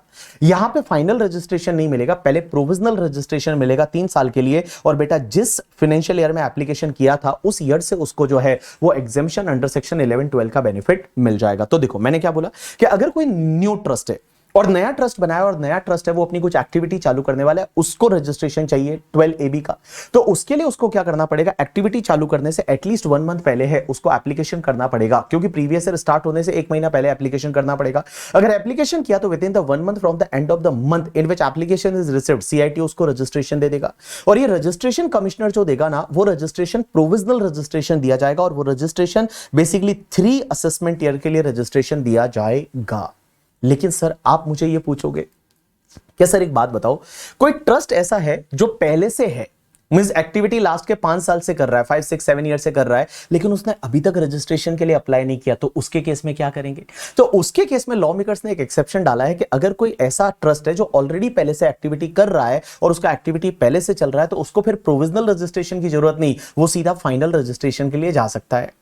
अब एक बात समझना, ये फाइनल रजिस्ट्रेशन के लिए जा सकता है, इसका एक्सेप्शन यहां पे दे रखा है कि विद इफेक्ट फ्रॉम 1 अक्टूबर 2013, अगर मान लो एक्टिविटी ऑलरेडी पहले से कमेंस हो गई है तो फिर आपको प्रोविजनल रजिस्ट्रेशन की जरूरत नहीं है, आप सीधा फाइनल रजिस्ट्रेशन के लिए जा सकते हैं, यहां पे दे रखा है। अब एक और चीज समझना, अगर आपने प्रोविजनल रजिस्ट्रेशन कराया तो सर प्रोविजनल रजिस्ट्रेशन तो हमने करा दिया, लेकिन फिर फाइनल रजिस्ट्रेशन कब कराना पड़ेगा? तो फाइनल रजिस्ट्रेशन कराने के लिए आपको क्या करना पड़ेगा पता है? फाइनल रजिस्ट्रेशन कराने के लिए बेटा जैसे ही ट्रस्ट की एक्टिविटी चालू हुई, वो एक्टिविटी चालू होने से 6 मंथ के अंदर अंदर या फिर प्रोविजनल रजिस्ट्रेशन एक्सपायर हो रहा है उससे एटलीस्ट 6 मंथ के पहले, इन दोनों में से विचएवर इज लेटर वाली डेट आती है या विचएवर इज अर्लियर वाली डेट आती है ना, तब उसको फाइनल रजिस्ट्रेशन के लिए अप्लाई करना पड़ेगा। तो देखो अगर कोई ट्रस्ट है वो पहले प्रोविजनली रजिस्टर्ड हो चुका है, तो ट्रस्ट अगर प्रोविजनली रजिस्टर्ड हो चुका है अब वो फाइनल रजिस्ट्रेशन के लिए जा रहा है, तो उसको क्या करना पड़ेगा पता है? कि देखो एक तो प्रोविजनल रजिस्ट्रेशन जब एक्सपायर हो रहा है उस डेट से एटलीस्ट 6 महीना पहले, या जब उसने एक्टिविटी स्टार्ट कर दी उससे एक्टिविटी स्टार्ट करने से 6 मंथ के बाद, इन दोनों में से विचएवर इज अर्लियर वाला डेट रहेगा ना, वो अर्लियर वाली डेट को उसको फाइनल रजिस्ट्रेशन के लिए अप्लाई करना पड़ेगा। एंड अगर उसने फाइनल रजिस्ट्रेशन के लिए अप्लाई कर दिया तो बेटा 6 month from the end of the month in which application was received, जिस महीने में कमिश्नर को एप्लीकेशन मिला उस मंथ के एंड से 6 महीने के अंदर अंदर वो उसको फाइनल रजिस्ट्रेशन दे देगा, और वो फाइनल रजिस्ट्रेशन 5 इयर्स के लिए देगा। एंड गाइस वो 5 इयर्स अलग से 5 इयर्स नहीं कि भाई प्रोविजनल वाले 3 थे और फिर 5 टोटल 8, ऐसा नहीं। जो ओरिजिनल वाले जो प्रोविजनल वाले 3 थे और यू कैन से दैट +2, तो इंक्लूडिंग द प्रोविजनल वाले जो ईयर थे उसको मिला के टोटल 5 इयर्स के लिए उसको रजिस्ट्रेशन दिया जाएगा। और बेटा ये जब आपका फाइनल रजिस्ट्रेशन देते हैं ना तो यहां पे बहुत सारी इंक्वायरी करते हैं और इंक्वायरी करने के बाद ही वो आपको देंगे। और एग्जेम्पशन आपको कब से मिलेगा? जब से आपको प्रोविजनल रजिस्ट्रेशन के अकॉर्डिंगली जैसे एग्जेम्पशन मिल रहा है वैसे आपको मिलता रहेगा। तो देखिए मैंने आपको जो पहला पॉइंट बताया, देखो पहला पॉइंट तो आपके लिए रिलेवेंट नहीं है, इसको आप छोड़ भी सकते हैं।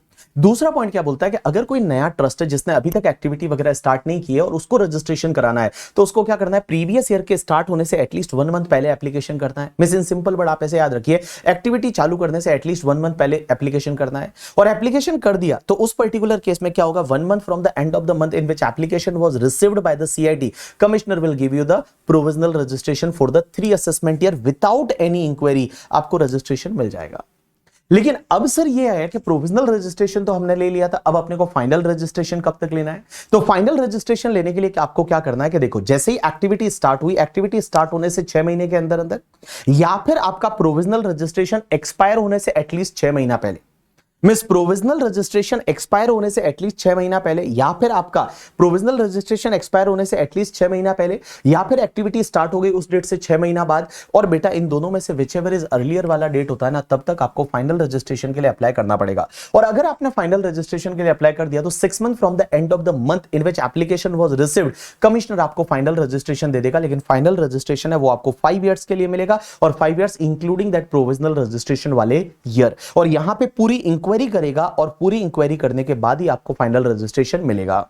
अब एक और चीज समझना, यहां पे टाइम लिमिट चेंज हो गई है। पहले यहां पे क्या था कि 6 month from the end of the month था in which application was received, but बेटा 1 अक्टूबर 2024 से ये टाइम चेंज हो गया 6 month from the end of the quarter in which application was received हो गया है। तो विथ इफेक्ट फ्रॉम 1 अक्टूबर 2024 या उसके बाद में अगर आपका जो एप्लीकेशन है तो उस पर्टिकुलर केस में ये 6 month from the end of the quarter हो जाएगा in which application is received by the CIT. चलिए उसके बाद में सर एक बात बताइए, हमने फाइनल रजिस्ट्रेशन भी ले लिया। अब ये फाइनल रजिस्ट्रेशन हमको मिला था, ये तो 5 ईयर के लिए है, या फिर जो हमने ट्रांजिशन स्कीम किया था वो भी 5 ईयर के लिए है। तो सर एक बात बताओ, आफ्टर 5 ईयर तो हमको वापस से री रजिस्ट्रेशन कराना पड़ेगा? Answer is yes. तो आफ्टर 5 ईयर्स आपको वापस से री रजिस्ट्रेशन कराना पड़ेगा। तो सर वो री रजिस्ट्रेशन के लिए एप्लीकेशन कब तक करना है? तो आफ्टर 5 ईयर जो है वो आपको री रजिस्ट्रेशन कराना पड़ेगा। तो उसके लिए एप्लीकेशन कब तक करना है पता है? कि जो आपका पहले वाला रजिस्ट्रेशन है वो एक्सपायर होने वाला है, उससे एटलीस्ट 6 महीना पहले एप्लीकेशन करनी है। और अगर आपने एप्लीकेशन कर दी तो उस पर्टिकुलर केस में 6 month from the end of the month या 6 month from the end of the quarter वो आपको वापस से री रजिस्टर्ड कर देगा फॉर द 5 इयर्स, लेकिन उसमें भी बहुत सारी इंक्वायरी करने के बाद, बहुत सारी इंक्वायरी करने के बाद। अब एक और चीज समझना, अगर कोई ट्रस्ट है उसका जो ऑब्जेक्टिव था उस ऑब्जेक्टिव में अगर ट्रस्ट कोई मॉडिफिकेशन ऑल्ट्रेशन करता है तो क्या होगा? तो ट्रस्ट के ऑब्जेक्टिव में अगर ट्रस्ट है वो मॉडिफिकेशन ऑल्ट्रेशन करता है तो उस पर्टिकुलर केस में ध्यान रखना, जैसे ही मॉडिफिकेशन ऑल्ट्रेशन किया वो मॉडिफिकेशन की डेट से 30 डेज के अंदर अंदर आपको वापस से फ्रेश रजिस्ट्रेशन के लिए अप्लाई करना पड़ेगा। अब अगर आपने 30 डेज के अंदर अंदर एप्लीकेशन कर दिया तो सीआईटी आपको रजिस्ट्रेशन देगा with in the 6 month from the end of the month या 6 month from the end of the quarter in which application was received by the commissioner, और वो 5 इयर्स के लिए आपको रजिस्ट्रेशन दे देगा। अब एक और चीज समझना, मैंने आपको वहां पे 11.7 में बताया था कि अगर मान लो कोई ट्रस्ट है वो ऑलरेडी 11-12 का एग्जामिशन लेता है और 12AA 12AB में रजिस्टर्ड है, लेकिन वो वाला ट्रस्ट है वो कहीं और अप्रूव भी हो जाता है, जैसे 1023C क्लॉज नंबर 4566 में वहां अप्रूव हो जाता है, तो फिर मैंने बोला था कि 12AB का रजिस्ट्रेशन इनऑपरेटिव हो जाएगा। लेकिन सर 12AB का रजिस्ट्रेशन अगर इनऑपरेटिव हो गया तो क्या वापस हम ऑपरेटिव करा सकते हैं? हमको वो 1023C वाला वगैरह नहीं चाहिए, तो हम क्या यहां पे 12AB का रजिस्ट्रेशन ऑपरेटिव करा सकते हैं? Answer is yes. लेकिन वो कब तक एप्लीकेशन करना पड़ेगा? तो उसके लिए एप्लीकेशन करना पड़ेगा 6 month prior to the commencement of assessment year from which the registration short, means जिस असेसमेंट ईयर के लिए रजिस्ट्रेशन चाहिए उस असेसमेंट ईयर चालू होने से एटलीस्ट 6 महीने पहले एप्लीकेशन करना पड़ेगा, और यहां पे आपको रजिस्ट्रेशन दे दिया जाएगा with in the 6 month from the end of the month in which application was received by the commissioner, और यहां पे 5 ईयर के लिए आपको रजिस्ट्रेशन दिया जाएगा, और यहां पे विद इंक्वायरी करने के बाद ही आपको रजिस्ट्रेशन दिया जाएगा। अब एक और चीज समझना, इस बार एक अमेंडमेंट आया है, मैं आपको आगे जाके अभी जो एग्जिट टैक्स वाला टॉपिक पढ़ाऊंगा इसके बाद में, तो उसमें मैं आपको ये बताऊंगा भैया ये जो टाइम लिमिट दे रखी है ना, इसमें अगर ट्रस्ट नहीं करता है ये सब तो उस पर्टिकुलर केस में ट्रस्ट पे एग्जिट टैक्स भी लग सकता है। और एग्जिट टैक्स का मतलब होता है टैक्स ऑन एक्रिएटेड इनकम। तो भैया बड़ा ही यहां पे गलत हो सकता है ट्रस्ट के साथ। तो उन्होंने क्या किया पता है कि अगर मान लो कभी कभी इसमें डिले हो जाता है, ये जो टाइम लिमिट दे रखा है उस टाइम लिमिट में डिले हो जाता है, और यहां पे अगर आपका कोई जेन्युइन या रीजनेबल रीजन है उस डिले का, तो उस पर्टिकुलर केस में ये सीआईटी पीसीआईटी को पावर दिया है कि सीआईटी पीसीआईटी उसको जो है वो डिले को अलाउ भी कर सकती है, और आपने लेट रजिस्ट्रेशन के लिए एप्लीकेशन किया तो भी चलेगा। तो देखिए यहां पे क्या दे रखा है, provided that where the application is filed beyond the time limit given in the above table, the CIT PCIT may, if he consider that there is a reasonable cause for delay in the filing of application, condone such delay and such application shall be deemed to have been filed within the time limit, ऐसा माना जाएगा करके। ठीक है, registration का process क्या होता है वो सेक्शन 12AB में दे रखा है। 12AB ये बोलता है कि अगर मान लो आप जैसे वो कन्वर्जन वाला केस है ना, तो उसमें तो विदाउट इंक्वायरी आपको 5 ईयर के लिए रजिस्ट्रेशन दे दिया जाएगा, कन्वर्ट कर दिया जाएगा। अगर आप प्रोविजनल रजिस्ट्रेशन के लिए अप्लाई करते हो तो उसमें भी सीआईटी पीसीआईटी है वो कुछ भी इंक्वायरी नहीं करेंगे और आपको 3 इयर्स के लिए प्रोविजनल रजिस्ट्रेशन दे देंगे।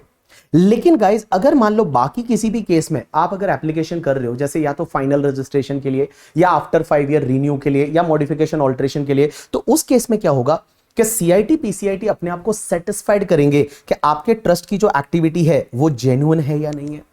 उसके साथ साथ में आप किसी और लॉ को अगर कंप्लाई करना है, जैसे जीएसटी वगैरह, मान लो कोई दूसरा लॉ भी लगता है तो उसको आप कंप्लाई कर रहे हैं या नहीं, जो फेमा वगैरह है उसको कंप्लाई कर रहे हैं या नहीं।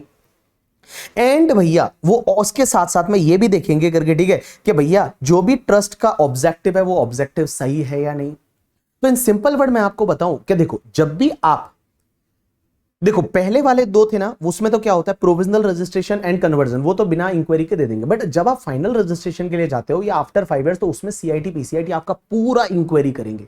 मींस इन डिटेल इन्वेस्टिगेशन करेंगे और उसके बाद में आपको वो रजिस्ट्रेशन देंगे करके, ठीक है। उसके बाद वो अपने आप को सेटिस्फाई करेंगे और देखेंगे कि आपकी एक्टिविटी जेन्युइन है या नहीं, और वो एक ऑर्डर पास कर देंगे, या तो आपको रजिस्टर कर देंगे या फिर रिफ्यूज टू रजिस्टर कर देंगे, या तो आपको रजिस्टर कर देंगे या फिर रिफ्यूज टू रजिस्टर कर देंगे। एंड गाइस उसके साथ साथ में अगर मान लो पहले प्रोविजनल रजिस्ट्रेशन दे रखा है और उन्होंने रिफ्यूज टू रजिस्ट्रेशन किया तो प्रोविजनल रजिस्ट्रेशन को कैंसिल भी कर देंगे।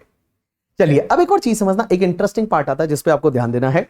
लॉ मेकर्स ये बोलते हैं कि अगर मान लो कोई ट्रस्ट है, उसको मान लो रजिस्ट्रेशन दे दिया, प्रोविजनल रजिस्ट्रेशन या फाइनल रजिस्ट्रेशन कोई भी दे दिया, लेकिन बाद में जाके अगर सीआईटी को लगता है कि उस ट्रस्ट ने कोई स्पेसिफाइड वायलेशन कर दिया है, स्पेसिफाइड वायलेशन कर दिया, क्या कर दिया, स्पेसिफाइड वायलेशन कर दिया। अगर सीआईटी पीसीआईटी को लगता है कि उस ट्रस्ट ने स्पेसिफाइड वायलेशन कर दिया, अब आप बोलोगे स्पेसिफाइड वायलेशन क्या होता है, तो स्पेसिफाइड वायलेशन को यहां डिफाइन कर रखा है। स्पेसिफाइड वायलेशन का मतलब अगर कोई ट्रस्ट है, वो ट्रस्ट ने अपना इनकम अपने ऑब्जेक्ट को छोड़ के किसी अदर ऑब्जेक्ट के लिए मान लो यूज किया, या तो ट्रस्ट ने जो इनकम है वो किसी और ऑब्जेक्ट के लिए यूज कर दिया, या फिर ट्रस्ट कोई ऐसा बिजनेस करने लगा जो non incidental to attainment of the main objective of trust है, मींस इंसिडेंटल बिजनेस नहीं है, या फिर इंसिडेंटल बिजनेस है लेकिन उसका बुक्स ऑफ अकाउंट्स मेंटेन नहीं किया, या फिर ट्रस्ट है वो किसी प्राइवेट रिलीजियस पर्पस के लिए काम कर रहा है, सिर्फ मान लो मैंने कोई ट्रस्ट बनाया, मैं और मेरे घर वाले ही दर्शन करेंगे भगवान के, ऐसा कर रहा है, या ट्रस्ट जो है वो पर्टिकुलर रिलीजियस कम्युनिटी या कास्ट के लिए काम करने लग गया, या ट्रस्ट की एक्टिविटी है वो जेन्युइन नहीं है और जिस कंडीशन पे उसको रजिस्ट्रेशन दिया था उस कंडीशन के अकॉर्डिंगली ट्रस्ट काम नहीं कर रहा है, या ट्रस्ट कोई दूसरे लॉ का वायलेशन कर देता है, जैसे फेमा वगैरह का वायलेशन कर देता है। एंड एक और पॉइंट यहां डाला है कि ट्रस्ट जो है उसने अपना रजिस्ट्रेशन एप्लीकेशन जो है वो उस रजिस्ट्रेशन एप्लीकेशन में अगर फॉल्स इंफॉर्मेशन डाली है या इनकरेक्ट इंफॉर्मेशन डाली है तो उस पर्टिकुलर केस में ये भी स्पेसिफाइड वायलेशन माना जाएगा from 1 April 2023। And guys commissioner क्या करेगा, अगर मान लो सीआईटी पीसीआईटी को पता चलता है कि स्पेसिफाइड वायलेशन हुआ है। स्पेसिफाइड वायलेशन क्या होता है कि अगर मान लो ट्रस्ट है वो क्या कर रहा है, अपने इनकम को किसी और ऑब्जेक्ट के लिए यूज कर रहा है, या उसका वो कोई बिजनेस चालू कर देता है जो नॉन इंसिडेंटल है, या बिजनेस चालू करता है वो इंसिडेंटल है बट उसका books of account separately maintain नहीं कर रहा है, या प्राइवेट रिलीजियस पर्पस के लिए हो जाता है, या स्पेसिफिक कास्ट कम्युनिटी के लिए हो जाता है, या फिर मान लो वो जो ट्रस्ट है उसकी एक्टिविटी जेन्युइन नहीं रहती, या ट्रस्ट है वो किसी और लॉ को कंप्लाई नहीं कर रहा है, या फिर ट्रस्ट ने जो एप्लीकेशन किया था उस एप्लीकेशन में फॉल्स इंफॉर्मेशन इनकरेक्ट इंफॉर्मेशन दी है, तो उस पर्टिकुलर केस में क्या होगा पता है, उस पर्टिकुलर केस में गाइस अगर ऐसा होता है स्पेसिफाइड वायलेशन। अब आप मुझे बोलोगे ये स्पेसिफाइड वायलेशन कैसे पता चला सीआईटी पीसीआईटी को, तो या तो सीआईटी पीसीआईटी ने खुद ने नोटिस किया, या फिर एओ जब असेसमेंट कर रहा था अंडर सेक्शन 143(3) स्क्रूटनी, तो एओ को पता चला कि ट्रस्ट ने ऐसा वायलेशन किया, तो एओ अपना केस रेफर किसको करता है, सीआईटी पीसीआईटी को, तो सीआईटी पीसीआईटी को एओ से रेफरेंस मिला है, या फिर सीआईटी पीसीआईटी को कोई सीबीडीटी की जो रिस्क मैनेजमेंट स्ट्रेटेजी है उसके हिसाब से पता चला, जो सीबीडीटी की रिस्क मैनेजमेंट स्ट्रेटेजी है उसके हिसाब से पता चला। तो उस केस में क्या होगा पता है गाइस, अगर मान लो सीआईटी पीसीआईटी को ऐसा पता चलता है, या तो खुद को पता चला, या रिस्क मैनेजमेंट स्ट्रेटेजी से पता चला, या एओ ने रेफर किया है, तो वो क्या करेगा पता है, सबसे पहले अगर उसको लगता है तो वो call for such document and information मंगवाएगा, पहले डॉक्यूमेंट इंफॉर्मेशन मंगाएगा, वो देखेगा कि स्पेसिफाइड वायलेशन हुआ है या नहीं, उसके बाद वो अपने आप को सेटिस्फाई करेगा कि स्पेसिफाइड वायलेशन हुआ है या स्पेसिफाइड वायलेशन नहीं हुआ, but after giving the opportunity of being heard. अब एक बात समझना, after giving the opportunity of being heard, अगर मान लो उसको लगता है कि स्पेसिफाइड वायलेशन हुआ है तो वो क्या करेगा, अपॉर्चुनिटी ऑफ बीइंग हर्ड देने के बाद ट्रस्ट का रजिस्ट्रेशन कैंसिल कर देगा उस साल के लिए एंड फ्यूचर ईयर के लिए, उस साल के लिए एंड फ्यूचर ईयर के लिए वो ट्रस्ट का क्या करेगा, रजिस्ट्रेशन कैंसिल कर देगा। बट अगर उसको लगता है कि स्पेसिफाइड वायलेशन नहीं हुआ करके, ठीक है, थोड़ा बहुत गलती हुआ था, स्पेसिफाइड वायलेशन नहीं हुआ, तो भी वो ऑर्डर पास करेगा, और वो ऑर्डर पास करेगा कि भैया स्पेसिफाइड वायलेशन नहीं हुआ, तो refuse to cancel the registration का ऑर्डर पास होगा। लेकिन ये ऑर्डर कब तक पास करना पड़ेगा, आइदर कैंसिलेशन का और नॉट टू कैंसिलेशन का। ऑर्डर का टाइम लिमिट है 6 month from the end of the quarter in which first notice is issued by the CIT PCIT calling for the information. अब एक बात समझना, जिस मंथ में, जिस क्वार्टर में बेसिकली इशू किया था नोटिस इंफॉर्मेशन मंगवाने के लिए, उस क्वार्टर के एंड से 6 महीने के अंदर अंदर है वो ये ऑर्डर पास कर देगा, और ऑर्डर पास करने के बाद उसका जो कॉपी है वो ट्रस्ट को एज वेल एज एओ को भेज देगा। डन। नेक्स्ट पार्ट पे चलते हैं, and that next part is a section 13(1). 13(1) बोलती है गाइस कि जो सेक्शन 11-12 में हमने एग्जेम्पशन पढ़ा था वो मिलेगा ही नहीं। कब? 4 केसेस में। पहला तो अगर मान लो कोई ट्रस्ट है वो प्राइवेट रिलीजियस पर्पस के लिए काम करने लग गया, दूसरा, अगर ट्रस्ट है उसका बेनिफिट किसी स्पेसिफिक कास्ट कम्युनिटी को मिलने लग गया। अब एक चीज समझना, अगर कोई ट्रस्ट प्राइवेट रिलीजियस या फिर मान लो स्पेसिफिक रिलीजियस कम्युनिटी वगैरह के लिए काम करता है तो उसका रजिस्ट्रेशन भी कैंसिल हो जाएगा क्योंकि वो स्पेसिफाइड वायलेशन में आ जाएगा। गाइस तीसरा पॉइंट क्या बोलता है, अगर ट्रस्ट है उसने अपना इनकम या असेट है वो ट्रस्ट के रिलेटिव के लिए यूज करने लग गया। ट्रस्ट के रिलेटिव कौन कौन होते हैं, तो ट्रस्ट के रिलेटिव एक तो ऑथर और फाउंडर ऑफ द ट्रस्ट। दूसरा, कोई भी पर्सन जिसने ट्रस्ट को 50,000 से ज्यादा का डोनेशन दिया, इसको मैं सब्सटेंशियल कंट्रीब्यूटर बोल सकता हूं। तीसरा, अगर एचयूएफ है, वो एचयूएफ अगर आपका फाउंडर ऑथर या सब्सटेंशियल कंट्रीब्यूटर है तो उसके जितने भी मेंबर है वो ट्रस्ट के रिलेटिव हो जाएंगे। चौथा, ट्रस्टी और manager of the trust. And पांचवा गाइज, ये जितने भी लोग ऊपर कवर हुए हैं उनके जो रिलेटिव है, रिलेटिव का मतलब जो 56-10 में जो अपन ने झाड़का पढ़ा था, 56-10 में जो अपन ने चार्ट पढ़ा था, वही वाले रिलेटिव, वो रिलेटिव भी ट्रस्ट के रिलेटिव माने जाएंगे। एंड गाइज इनका अगर किसी भी कंसर्न में सब्सटेंशियल इंटरेस्ट है तो वो कंसर्न भी रिलेटिव माना जाएगा। तो गाइज अगर कोई ट्रस्ट है, इसने ट्रस्टी वगैरह को बेनिफिट दिया, फाउंडर वगैरह को बेनिफिट दिया, तो फिर उसको एग्जेम्पशन 11-12 का नहीं मिलेगा। लेकिन कितना नहीं मिलेगा, जितना बेनिफिट दिया, तो जितना बेनिफिट दिया उस पे एग्जेम्पशन नहीं मिलेगा। एंड गाइस ट्रस्ट ने अपना जितना भी पैसा है वो 11(5) में जमा नहीं कराया, तो जितना पैसा 11(5) में जमा नहीं कराया उतना जो है वो भैया उस अमाउंट पे एग्जेम्पशन नहीं मिलेगा और वो टैक्सेबल हो जाएगा अंडर सेक्शन 115 बीबीआई।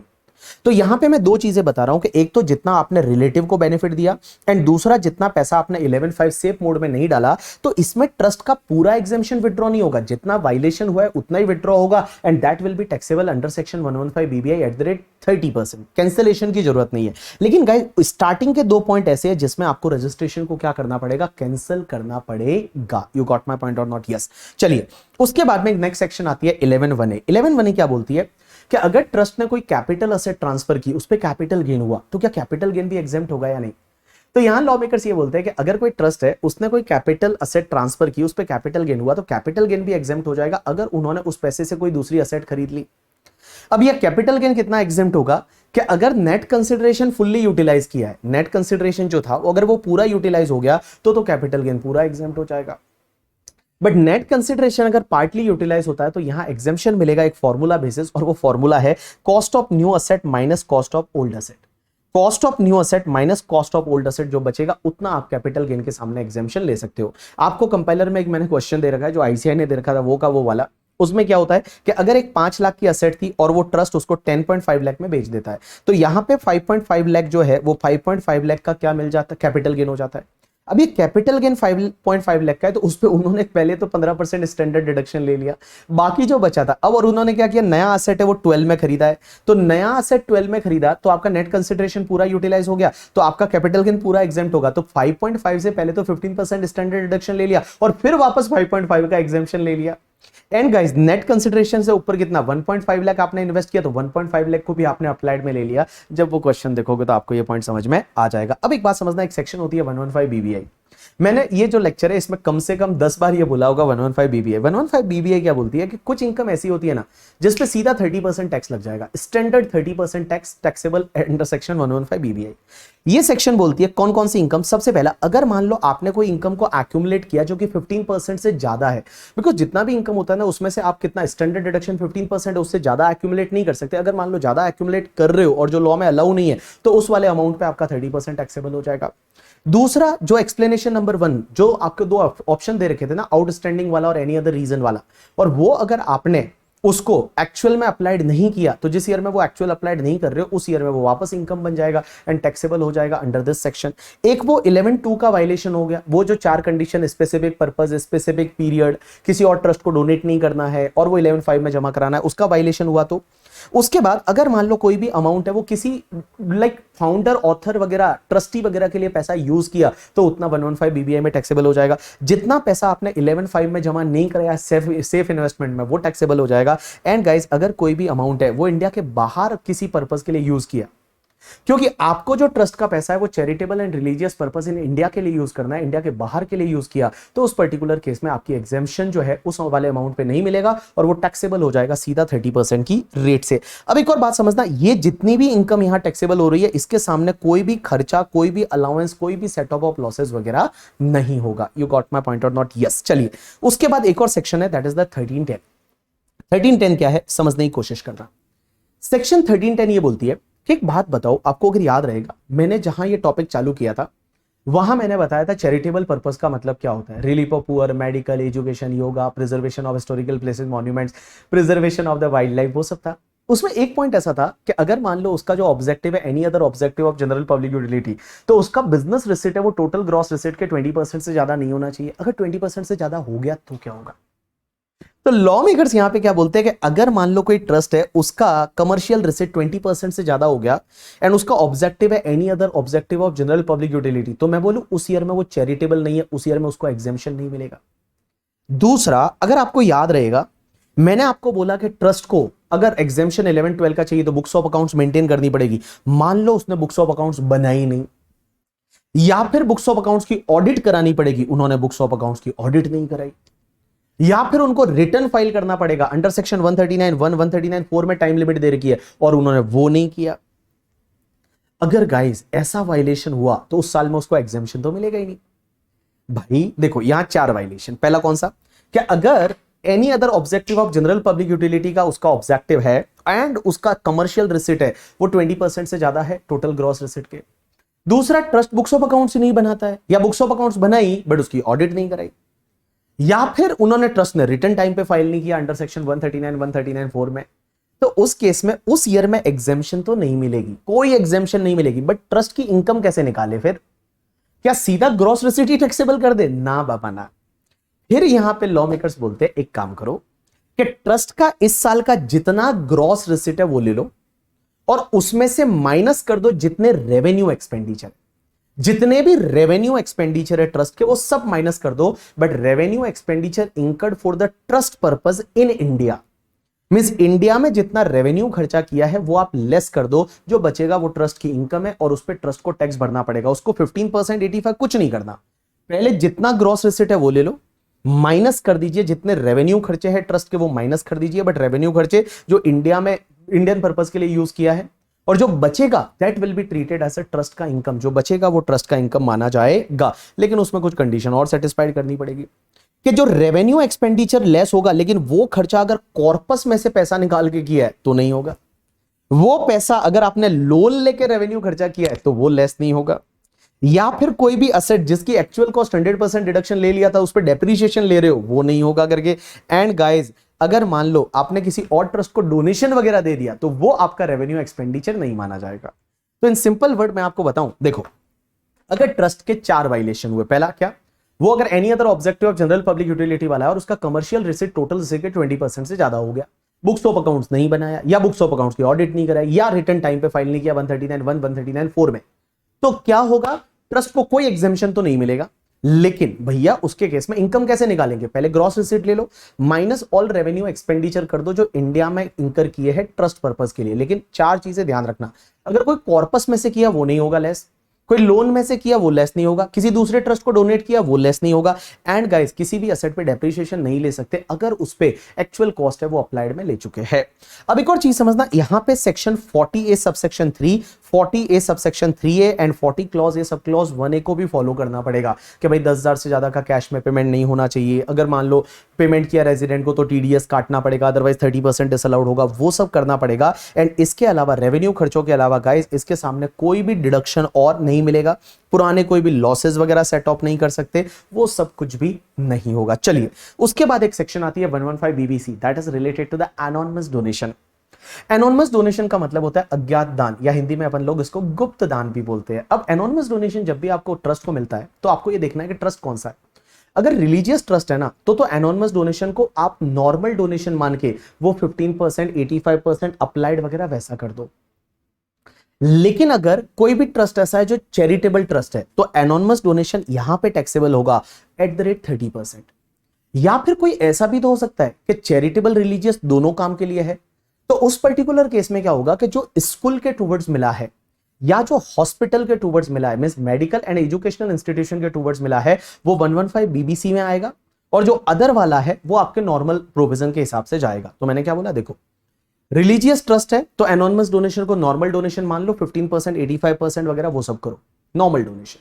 बट अगर चैरिटेबल ट्रस्ट है या चैरिटेबल एंड रिलीजियस है तो चैरिटेबल रिलीजियस है तो जो एजुकेशनल इंस्टीट्यूशन और मेडिकल इंस्टीट्यूशन के टूवर्ड्स है उसको यहां पे ले लो, चैरिटेबल ट्रस्ट है तो भी यहां पे ले लो। अब एक बात समझना, एनोनिमस डोनेशन कितना टैक्सेबल होता है।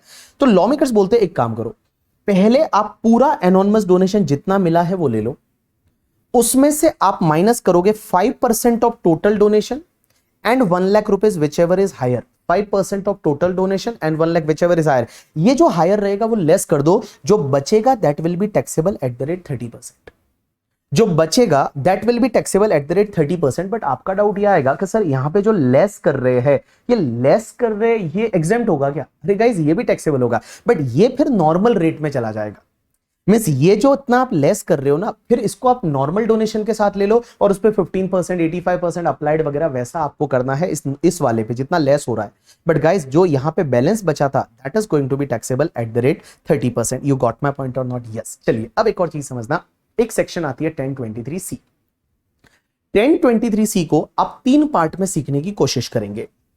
1023C क्या बोलती है? सबसे पहला कि पहला पॉइंट में यह बोलेगी कि अगर कोई भी गवर्नमेंट हॉस्पिटल है या गवर्नमेंट एजुकेशनल इंस्टीट्यूशन है, government hospital, government educational institution किसको बोलेंगे? कि जिसका टोटल रिसिट होता है ना उसमें 50% से ज्यादा गवर्नमेंट ग्रांट मिला है।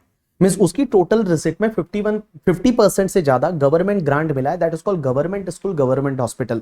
Guys government school, government hospital का जो भी इनकम होगा ना वो पूरा एग्जेम्प्ट है, इनको कोई भी रजिस्ट्रेशन की जरूरत भी नहीं पड़ती। There is no register, no approval, उनकी इनकम एग्जेम्प्ट है। दूसरा एक सेक्शन होता है that is the 1023C 111AD and 111AE, 111AD and 111AE। ये सेक्शन ये बोलता है कि अगर कोई छोटे छोटे एजुकेशनल इंस्टीट्यूशन है या छोटे छोटे हॉस्पिटल है जिनका ग्रॉस रिसिट है वो पूरे साल का मिला के 5 लाख से ज्यादा नहीं है एंड उनका मेन पर्पस एजुकेशन है, main purpose philanthropic purpose hospital वगैरह है, उनका प्रॉफिट मोटिव नहीं है, there is no motive of profit, there is not for the profit purpose, तो गाइज उनकी इनकम पूरी एग्जेम्प्ट है। लेकिन इनको भी रजिस्ट्रेशन कराने की जरूरत नहीं है, there is no registration at all, no registration. देखो मैंने क्या बोला कि अगर कोई एजुकेशनल इंस्टीट्यूशन है या मेडिकल इंस्टीट्यूशन है, हॉस्पिटल है और जिनका gross receipt up to 5 crore है एंड देयर प्रॉफिट पर्पस नहीं है, तो उनको कोई रजिस्ट्रेशन कराने की भी जरूरत नहीं, वो 15-85% कुछ भी नहीं, पूरा इनकम एग्जेम्प्ट है। लेकिन मान लो कोई इंस्टीट्यूशन ऐसी है जिसका एक हॉस्पिटल भी चलता है, एक स्कूल भी चलता है, हॉस्पिटल का ग्रॉस रिसिट 3 करोड़ है, स्कूल का 3 करोड़ है, total 6 crore, can they claim this exemption? Answer is no, because दोनों का एग्रीगेट मिला के 5 करोड़ से ज्यादा हो गया, तो फिर ये वाली एग्जेम्पशन क्लेम नहीं कर सकते। ये वही लोग कर सकते हैं जो aggregate gross receipt from hospital, educational institution मिला के अप टू 5 करोड़ होना चाहिए। अब एक बात समझना, एक तीसरी कैटेगरी आती है। तीसरी कैटेगरी ये बोलती है कि भाई साहब अगर कोई ऐसा एजुकेशनल इंस्टीट्यूशन है, ऐसा कोई हॉस्पिटल्स वगैरह है जो इसमें भी कवर नहीं होता, इसमें भी कवर नहीं होता, मींस ना तो गवर्नमेंट है ना छोटा छोटा बड़ा हॉस्पिटल है, जैसे मान लो टाटा मेमोरियल है जो कैंसर हॉस्पिटल है, या ऐसे जो है हॉस्पिटल जैसे रिलायंस का जो है कोकिलाबेन धीरूभाई अंबानी हॉस्पिटल, जो बड़े बड़े हॉस्पिटल्स वगैरह है, तो वो इसमें भी नहीं आ रहे, इसमें भी नहीं आ रहे, तो उनके केस में क्या होगा? तो लॉ मेकर्स बोलते हैं उनके केस में फिर यहां पे एग्जेम्पशन इन सेक्शन में मिलेगी 1023C क्लॉज नंबर 4, 5, 6 में। लेकिन इसके लिए इनको अप्रूवल लेना पड़ेगा, इसके लिए इनको अप्रूवल लेना पड़ेगा, इनको रजिस्ट्रेशन कराना पड़ेगा, और अप्रूवल और रजिस्ट्रेशन का सिनेरियो सेम वैसा ही चलेगा जैसा मैंने 12AB के लिए पढ़ाया था कि कन्वर्जन के केस में क्या होगा, न्यू के केस में क्या होगा, आफ्टर 5 ईयर क्या होगा, जो मैंने पढ़ाया था ना वो का वो। तो इनको अप्रूवल लेना पड़ेगा, इनको रजिस्ट्रेशन लेना पड़ेगा, इनको रजिस्ट्रेशन कराना पड़ेगा, CIT PCIT से अप्रूवल लेना पड़ेगा। अब आपका डाउट यह आएगा कि सर एक बात बताइए, इनको रजिस्ट्रेशन की जरूरत नहीं, इनको भी जरूरत नहीं, बट इनको रजिस्ट्रेशन लेना पड़ेगा, आंसर इज यस। और इन्होंने अगर रजिस्ट्रेशन ले लिया तो फिर इनको एग्जेम्पशन कैसे मिलेगी पता है? सेम वैसी की वैसी मिलेगी जैसा अपन नॉर्मल ट्रस्ट में पढ़ रहे थे। मींस 15% आप स्टैंडर्ड डिडक्शन ले लीजिए, बाकी वाला 85% उसमें से अप्लाइड करिए, जो अपन ने वहां पढ़ा हुआ है ना वैसा का वैसा आपको सेम डिट्टो वैसा का वैसा है आज की डेट में।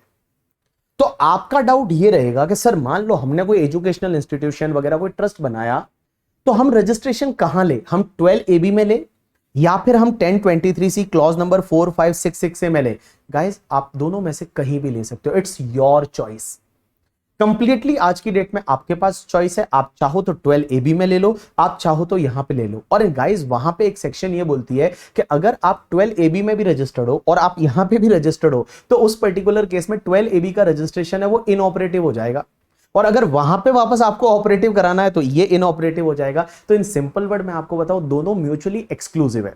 मींस ये वाली सेक्शन 1023C क्लॉज नंबर 4566 से and 12AB is a mutual exclusive. आज की डेट में ट्रस्ट या तो उधर रजिस्ट्रेशन ले ले या फिर इधर अप्रूवल ले, वो दोनों जगह रजिस्ट्रेशन अप्रूवल है, वो नहीं ले सकता है। यू गॉट माई पॉइंट और नॉट? यस।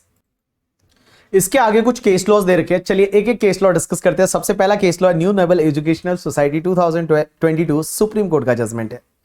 अब एक बात समझना, यहां पे ऊपर जो मैंने बताया था, यहां पे अगर मैं 10 की बात करूं तो यहां पे देखिए हर जगह क्या लिखा हुआ है कि यहां पे आपका जो है वो एजुकेशनल या हॉस्पिटल जो होता है institution, that should be wholly solely for the educational और मेडिकल पर्पज होना चाहिए।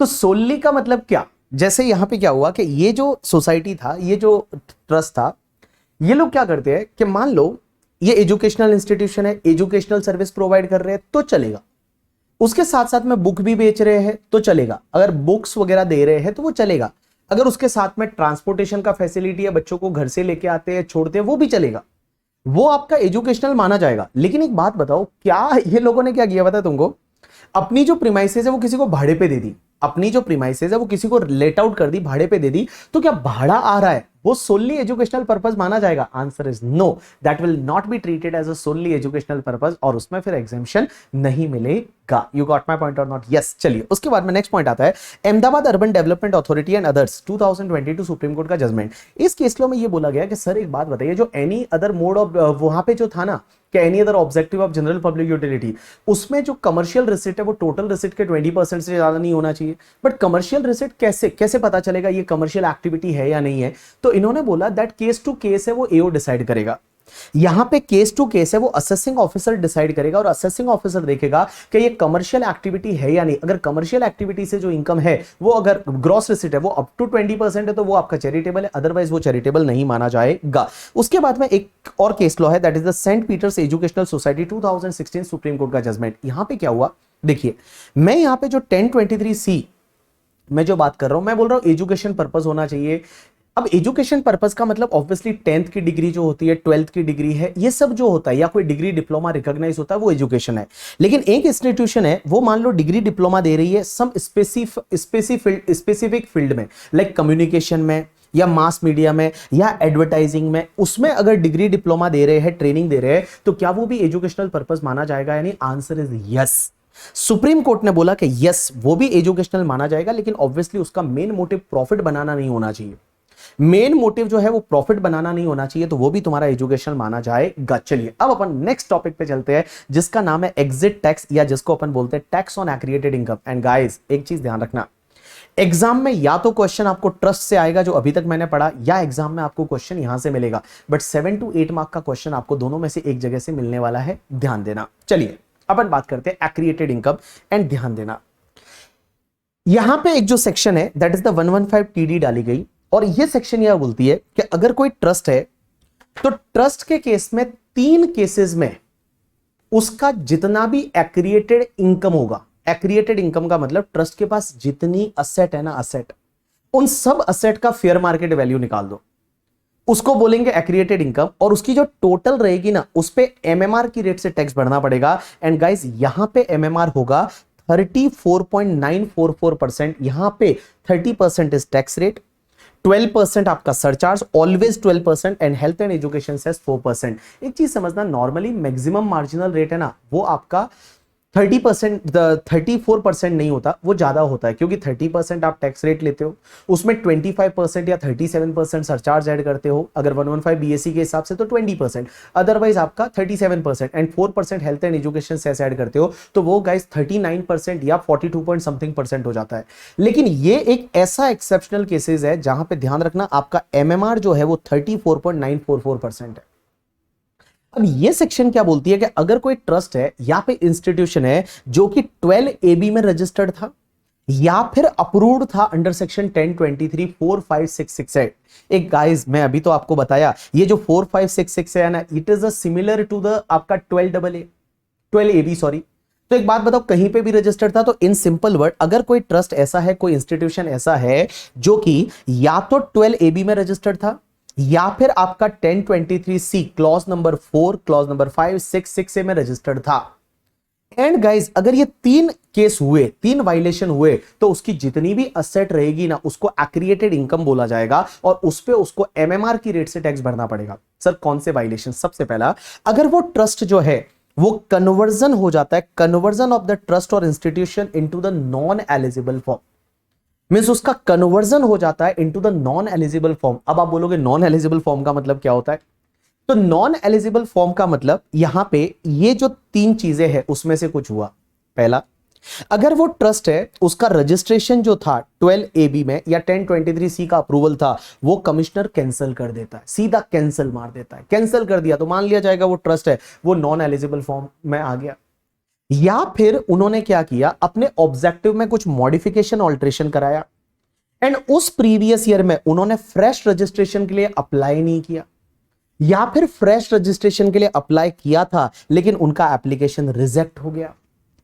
तो देखिए मैंने क्या बोला, देखिए ध्यान देना अच्छे से, बिकॉज यहां अमेंडमेंट भी है। यहां पे लॉ मेकर्स बोलते हैं कि तीन केसेस ऐसे हैं जिसमें जो ट्रस्ट है या इंस्टीट्यूशन जो 12AB 1023C में रजिस्टर्ड था उसका एक्रिएटेड इनकम पे एमएमआर की रेट से टैक्स लग जाएगा। कौन से केसेस में? पहला, trust is converted into non eligible form, और यहां नॉन एलिजिबल फॉर्म का मतलब होता है कि सबसे पहला पॉइंट कि अगर उसका नॉन एलिजिबल फॉर्म का मतलब होता है, पहला, अगर उसका रजिस्ट्रेशन अप्रूवल कैंसिल कर दिया या फिर उन्होंने मॉडिफिकेशन ऑल्टरेशन किया था अपने ऑब्जेक्टिव में, फ्रेश एप्लीकेशन किया ही नहीं रजिस्ट्रेशन के लिए उस प्रीवियस ईयर में, या फिर किया था लेकिन उनकी एप्लीकेशन रिजेक्ट हो गई। तीसरा, इस साल अमेंडमेंट हुआ है, अगर वो ट्रस्ट ने री रजिस्ट्रेशन नहीं कराया। गाइस जो 12AB में रजिस्टर कराना है, 12AA वालों को सबको 12AB में रजिस्टर कराना है, री रजिस्ट्रेशन कराना पड़ेगा। या फिर 1023C जो पुराने में अप्रूव थे उनको वापस से अप्रूवल कर लेना पड़ेगा, वो नहीं कराया। या फिर उन्होंने रिन्यूअल ऑफ रजिस्ट्रेशन नहीं कराया क्योंकि एवरी 5 इयर्स में अब रजिस्ट्रेशन होगा, वो नहीं कराया। या फिर उन्होंने प्रोविजनल रजिस्ट्रेशन ले लिया था लेकिन फाइनल रजिस्ट्रेशन के लिए अप्लाई नहीं किया। प्रोविजनल रजिस्ट्रेशन ले लिया था एंड फाइनल रजिस्ट्रेशन के लिए अप्लाई नहीं किया, तो गाइस यहां पे ये माना जाएगा इन केसेस में कि ट्रस्ट का कन्वर्जन हो चुका है into the non eligible form and accreted income पे एमएमआर की रेट से टैक्स भरना है। दूसरा, अगर कोई ट्रस्ट है वो किसी ऐसे दूसरे ट्रस्ट या इंस्टीट्यूशन के साथ मर्ज हो जाता है जिसका ऑब्जेक्टिव सेम नहीं है या फिर वो रजिस्टर्ड नहीं है। अगर सेम ऑब्जेक्टिव एंड रजिस्टर्ड है उसके साथ मर्जर हुआ तो चलेगा, लेकिन अगर किसी ऐसे ट्रस्ट या इंस्टीट्यूशन के साथ मर्जर हो जाता है जिसका ऑब्जेक्टिव अलग है या फिर वो रजिस्ट्रेशन नहीं है, या फिर कोई ट्रस्ट और इंस्टीट्यूशन है उसका डिसोल्यूशन हो जाता है। गाइस अगर कोई भी ट्रस्ट या इंस्टीट्यूशन का डिसोल्यूशन होता है ना, तो डिसोल्यूशन के मंथ के एंड से 12 मंथ के अंदर अंदर वो असेट्स जो होती है वो किसी दूसरे रजिस्टर्ड ट्रस्ट या इंस्टीट्यूशन को बांटना पड़ता है। बट अगर किसी दूसरे ट्रस्ट या इंस्टीट्यूशन जो रजिस्टर्ड है उसको उन्होंने बांटा नहीं, तो उस पर्टिकुलर केस में एक्रिएटेड इनकम पे एमएमआर की रेट से टैक्स लग जाएगा। तो देखो तीन केस, पहला नॉन एलिजिबल फॉर्म में कन्वर्जन, दूसरा merger with non eligible trust, तीसरा डिसोल्यूशन के केस में डिसोल्यूशन के मंथ के एंड से 1 ईयर के अंदर अंदर उसको किसी दूसरे रजिस्टर्ड ट्रस्ट या इंस्टीट्यूशन को असेट बांटना था, वो उन्होंने नहीं बांटा। उसके बाद में नेक्स्ट पॉइंट पे चलते हैं। सर एक्रिएटेड इनकम, आप बोल रहे हो एक्रिएटेड इनकम, एक्रिएटेड इनकम, एक्रिएटेड इनकम का मतलब होगा क्या? तो एक्रिएटेड इनकम का मतलब होता है कि एक काम करिए, सबसे पहले वैल्यूएशन डेट को उस ट्रस्ट की जितनी भी असेट है उसकी फेयर मार्केट वैल्यू निकालिए और माइनस उन असेट से रिलेटेड अगर कोई लाइबिलिटीज है, ट्रस्ट की लाइबिलिटीज है, वो आप लेस कर दीजिए, जो बचेगा दैट इज द एक्रिएटेड इनकम। तो आप एक काम करिए, सबसे पहले ट्रस्ट का aggregate fair market value of total asset, जितनी भी असेट्स है उसकी फेयर मार्केट वैल्यू निकालिए, माइनस कर दीजिए जो भी उस ट्रस्ट की लाइबिलिटी है वो माइनस कर दीजिए, जो भी बचेगा दैट इज कॉल्ड एक्रिएटेड इनकम। अब एक और चीज समझना गाइस, यहां पे जब आप ये असेट ले रहे हो एंड उससे रिलेटेड लाइबिलिटी ले रहे हो, तीन असेट्स को नहीं लेना है। पहला, अगर कोई असेट ऐसी है जो आपने एग्रीकल्चर इनकम से एक्वायर की थी, बिकॉज एग्रीकल्चर इनकम तो ऐसे भी एग्जेम्प्ट होती है ना यार, तो एग्रीकल्चर इनकम से कोई असेट एक्वायर की थी उसको आपको कंसिडर नहीं करना है। दूसरा, अगर कोई असेट ऐसी है जो आपने एक्वायर की थी between from the date on which trust was created, मतलब ट्रस्ट जिस दिन क्रिएट किया था उस दिन से लेके और जिस दिन ट्रस्ट का रजिस्ट्रेशन इफेक्टिव हुआ, मतलब जिस ईयर में ट्रस्ट का रजिस्ट्रेशन 12AB का या 1023C का इफेक्टिव हुआ, उसके पहले पहले मतलब जो भी असेट एक्वायर की हुई है वो आपको नहीं लेनी, क्योंकि भाई उस इनकम पे तो आपने ऑलरेडी टैक्स भर दिया होगा ना। एंड तीसरा, डिसोल्यूशन के मंथ के एंड से 12 मंथ के अंदर अंदर जो असेट किसी दूसरे ट्रस्ट को आपने बांट दी है वो असेट्स भी आपको नहीं लेना है। अब क्वेश्चन ये आता है, सर आप बोल रहे हो कि ये जो भी असेट्स रहेगी इसकी फेयर मार्केट वैल्यू जो लेनी है वो वैल्यूएशन डेट को लेनी है। वैल्यूएशन डेट का मतलब क्या होता है? तो देखो, अगर conversion into the non eligible form होता है, अगर रजिस्ट्रेशन कैंसिल कर दिया तो कैंसिलेशन की डेट है वो वैल्यूएशन डेट है। अगर मॉडिफिकेशन ऑल्ट्रेशन हुआ तो मॉडिफिकेशन की डेट है वो वैल्यूएशन डेट है। अगर ट्रस्ट ने री रजिस्ट्रेशन नहीं कराया या रिन्यूअल नहीं कराया या फाइनल रजिस्ट्रेशन के लिए अप्लाई नहीं किया, तो जब उसका पुराना रजिस्ट्रेशन कंप्लीट हो रहा है, means last date of making the application, means re registration के लिए या फिर आपका रिन्यूअल के लिए या फिर फाइनल रजिस्ट्रेशन के लिए, जो लास्ट डेट थी ना एप्लीकेशन की, वो लास्ट डेट है वो आपकी वैल्यूएशन डेट मानी जाएगी।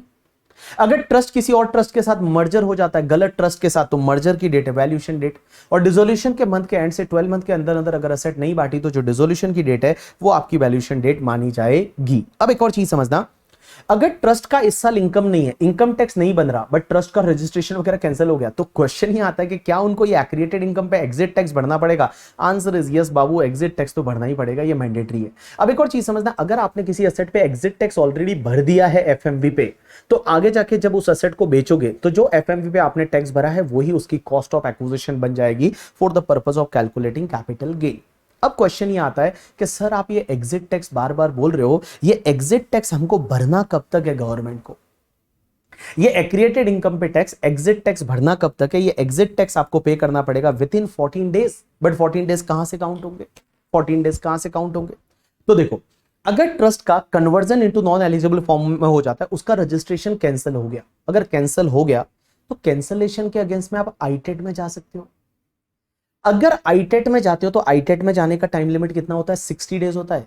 अगर आप आईटेट में गए नहीं, तो आईटेट में नहीं गए तो जैसे ही आईटेट में जाने का 60 डेज टाइम लिमिट एक्सपायर हो जाता है, वहां से 14 डेज के अंदर अंदर आपको टैक्स भरना है। लेकिन अगर आप आईटेट में चले गए, अगर आप आईटेट में चले गए तो जब ऑर्डर आएगा कैंसलेशन के, भाई कैंसलेशन सही हुआ था, कैंसलेशन है वो लेजिटिमेट कैंसलेशन था, तो कैंसलेशन का जो ऑर्डर आएगा आईटेट से या कोई कोर्ट से, तो जैसे ही ऑर्डर आया उस ऑर्डर की डेट से 14 डेज के अंदर अंदर आपको ये टैक्स भरना पड़ेगा।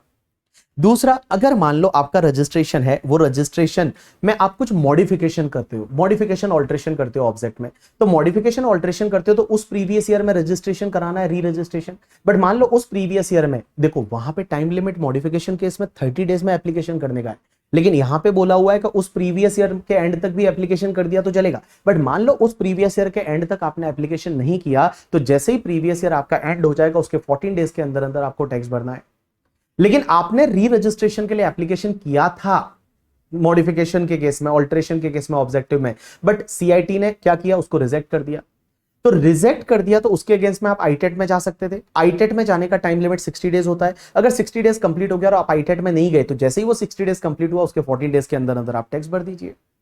अगर आप आईटेट में चले गए और वहां से ऑर्डर आया अप्रूवल का कि आपका तो रिजेक्शन वैलिडेट है, होना ही चाहिए था, रिजेक्शन लेजिटिमेट है, तो रिजेक्शन का ऑर्डर आया अप्रूव्ड ऑफ रिजेक्शन का, तो ऑर्डर की डेट से 14 डेज के अंदर अंदर आप टैक्स भर दीजिए। अगर आप यहां पे क्या करते हैं पता है, अगर आप यहां पे एप्लीकेशन नहीं करते हैं री रजिस्ट्रेशन का या फिर रीन्यूअल का या फिर फाइनल रजिस्ट्रेशन का, तो गाइस जिस ईयर में आपको करना था एप्लीकेशन, उस ईयर के एंड से 14 डेज के अंदर अंदर आपको यह टैक्स भरना पड़ेगा। मर्जर हो जाता है किसी दूसरे ट्रस्ट के साथ जो कि गलत है, तो भैया मर्जर की डेट से 14 डेज के अंदर अंदर, और अगर डिसोल्यूशन हो जाता है तो डिसोल्यूशन के केस में जिस मंथ में डिसोल्यूशन हुआ उस मंथ के एंड से 12 मंथ तक आपको असेट डिस्ट्रीब्यूट करनी थी दूसरे ट्रस्ट को। 12 मंथ जैसे ही कंप्लीट हो जाता है उसके 14 डेज के अंदर अंदर आपको एक्रिएटेड इनकम पे टैक्स भरना पड़ेगा।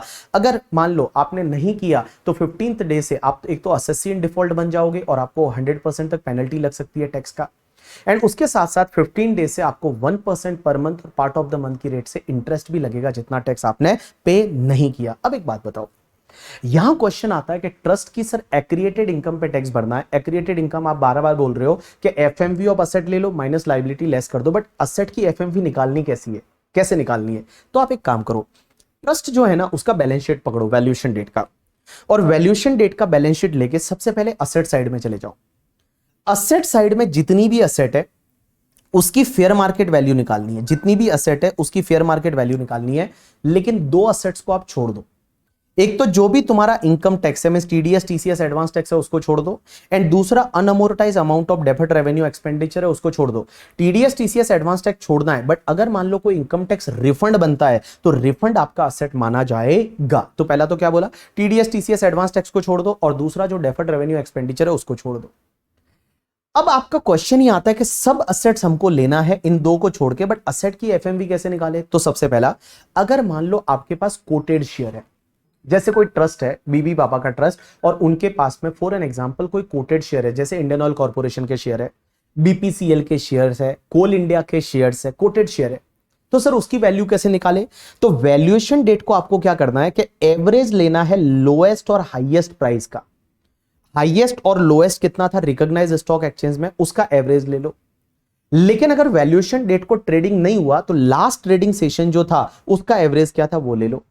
अब एक बात समझना, ये तो बात हो गई कोटेड शेयर एंड सिक्योरिटी। अब अनकोटेड का क्या होगा? अनकोटेड में इक्विटी शेयर को एक बार के लिए छोड़ दो, बाकी जो अनकोटेड शेयर है या अनकोटेड सिक्योरिटी है उसका क्या होगा? अनकोटेड इक्विटी शेयर को छोड़ के अनकोटेड प्रेफरेंस शेयर है या अनकोटेड डिबेंचर बॉन्ड्स वगैरह है, उसके केस में क्या करना है? तो लॉ मेकर्स बोलते हैं उसके केस में आप एफएमवी निकलवा दो वैल्यूएशन वैल्यूअर से, रजिस्टर्ड वैल्यूअर से। आप एक काम करिए, मर्चेंट बैंकर या अकाउंटेंट से आप वैल्यूएशन रिपोर्ट ले लो। मर्चेंट बैंकर या जो अकाउंटेंट होता है चार्टर्ड अकाउंटेंट, उससे आप वैल्यूएशन एफएमवी का रिपोर्ट ले लो, जो अनकोटेड डिबेंचर है, अनकोटेड बॉन्ड्स है, अनकोटेड प्रेफरेंस शेयर है उनके लिए। उसके बाद में जो भी इमूवेबल प्रॉपर्टी है उनके लिए आप एक काम करो, एसडीवी और fair market value whichever is higher, means जो भी इमूवेबल प्रॉपर्टी है उसका स्टैम्प ड्यूटी वैल्यू और fair market value whichever is higher ले लो। अब ये बिजनेस अंडरटेकिंग के केस में क्या करना है, थोड़ी देर के लिए रुक जाओ। उसके बाद एनी अदर असेट, जैसे आपका डेटर्स है, ठीक है, डेटर्स है या फिर बिल्स रिसीवेबल है या और कोई बैंक बैलेंस है, तो उसका क्या करो, आप एफएमवी निकाल दो वैल्यूएशन डेट को। तो देखो मैंने क्या किया, ट्रस्ट जो था उस ट्रस्ट की पहले असेट साइड को पकड़ा, ट्रस्ट जो है उसकी असेट साइड को पकड़ा। असेट में आपको क्या क्या नहीं लेना, एक तो टीडीएस टीसीएस एडवांस टैक्स नहीं लेना, डेफर्ड रेवेन्यू एक्सपेंडिचर नहीं लेना, बाकी सब असेट की फेयर मार्केट वैल्यू निकालो। कोटेड शेयर एंड सिक्योरिटी के केस में आप एवरेज ले लो हाईएस्ट लोएस्ट का वैल्यूएशन डेट को। दूसरा, अनकोटेड इक्विटी शेयर के लिए थोड़ी देर के लिए रुक जाओ। दूसरा, unquoted other security other than equity share, उसके लिए एफएमवी निकलवाओ मर्चेंट बैंकर या अकाउंटेंट से। उसके बाद में इमूवेबल प्रॉपर्टी में SDV FMV whichever is higher, and guys any other asset के लिए आप एफएमवी ले लो।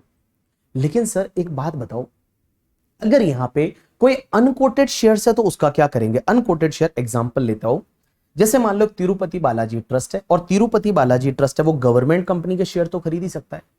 अब बहुत सारी गवर्नमेंट की कंपनी ऐसी है जो अनकोटेड है, एग्जांपल के लिए जैसे आज की डेट में तो ऐसा नहीं है, बट आपको पता है पहले एयर इंडिया जो है, वो एयर इंडिया जो गवर्नमेंट की कंपनी थी बट अनलिस्टेड थी। एयर इंडिया जो है वो गवर्नमेंट की कंपनी थी बट अनलिस्टेड थी। अब एयर इंडिया के जो शेयर है वो मान लो तिरुपति बालाजी ट्रस्ट के पास है, तो उसकी वैल्यू कैसे निकाले? तो सिंपल सी बात है, एयर इंडिया की आप इंट्रिंसिक वैल्यू निकाल दो।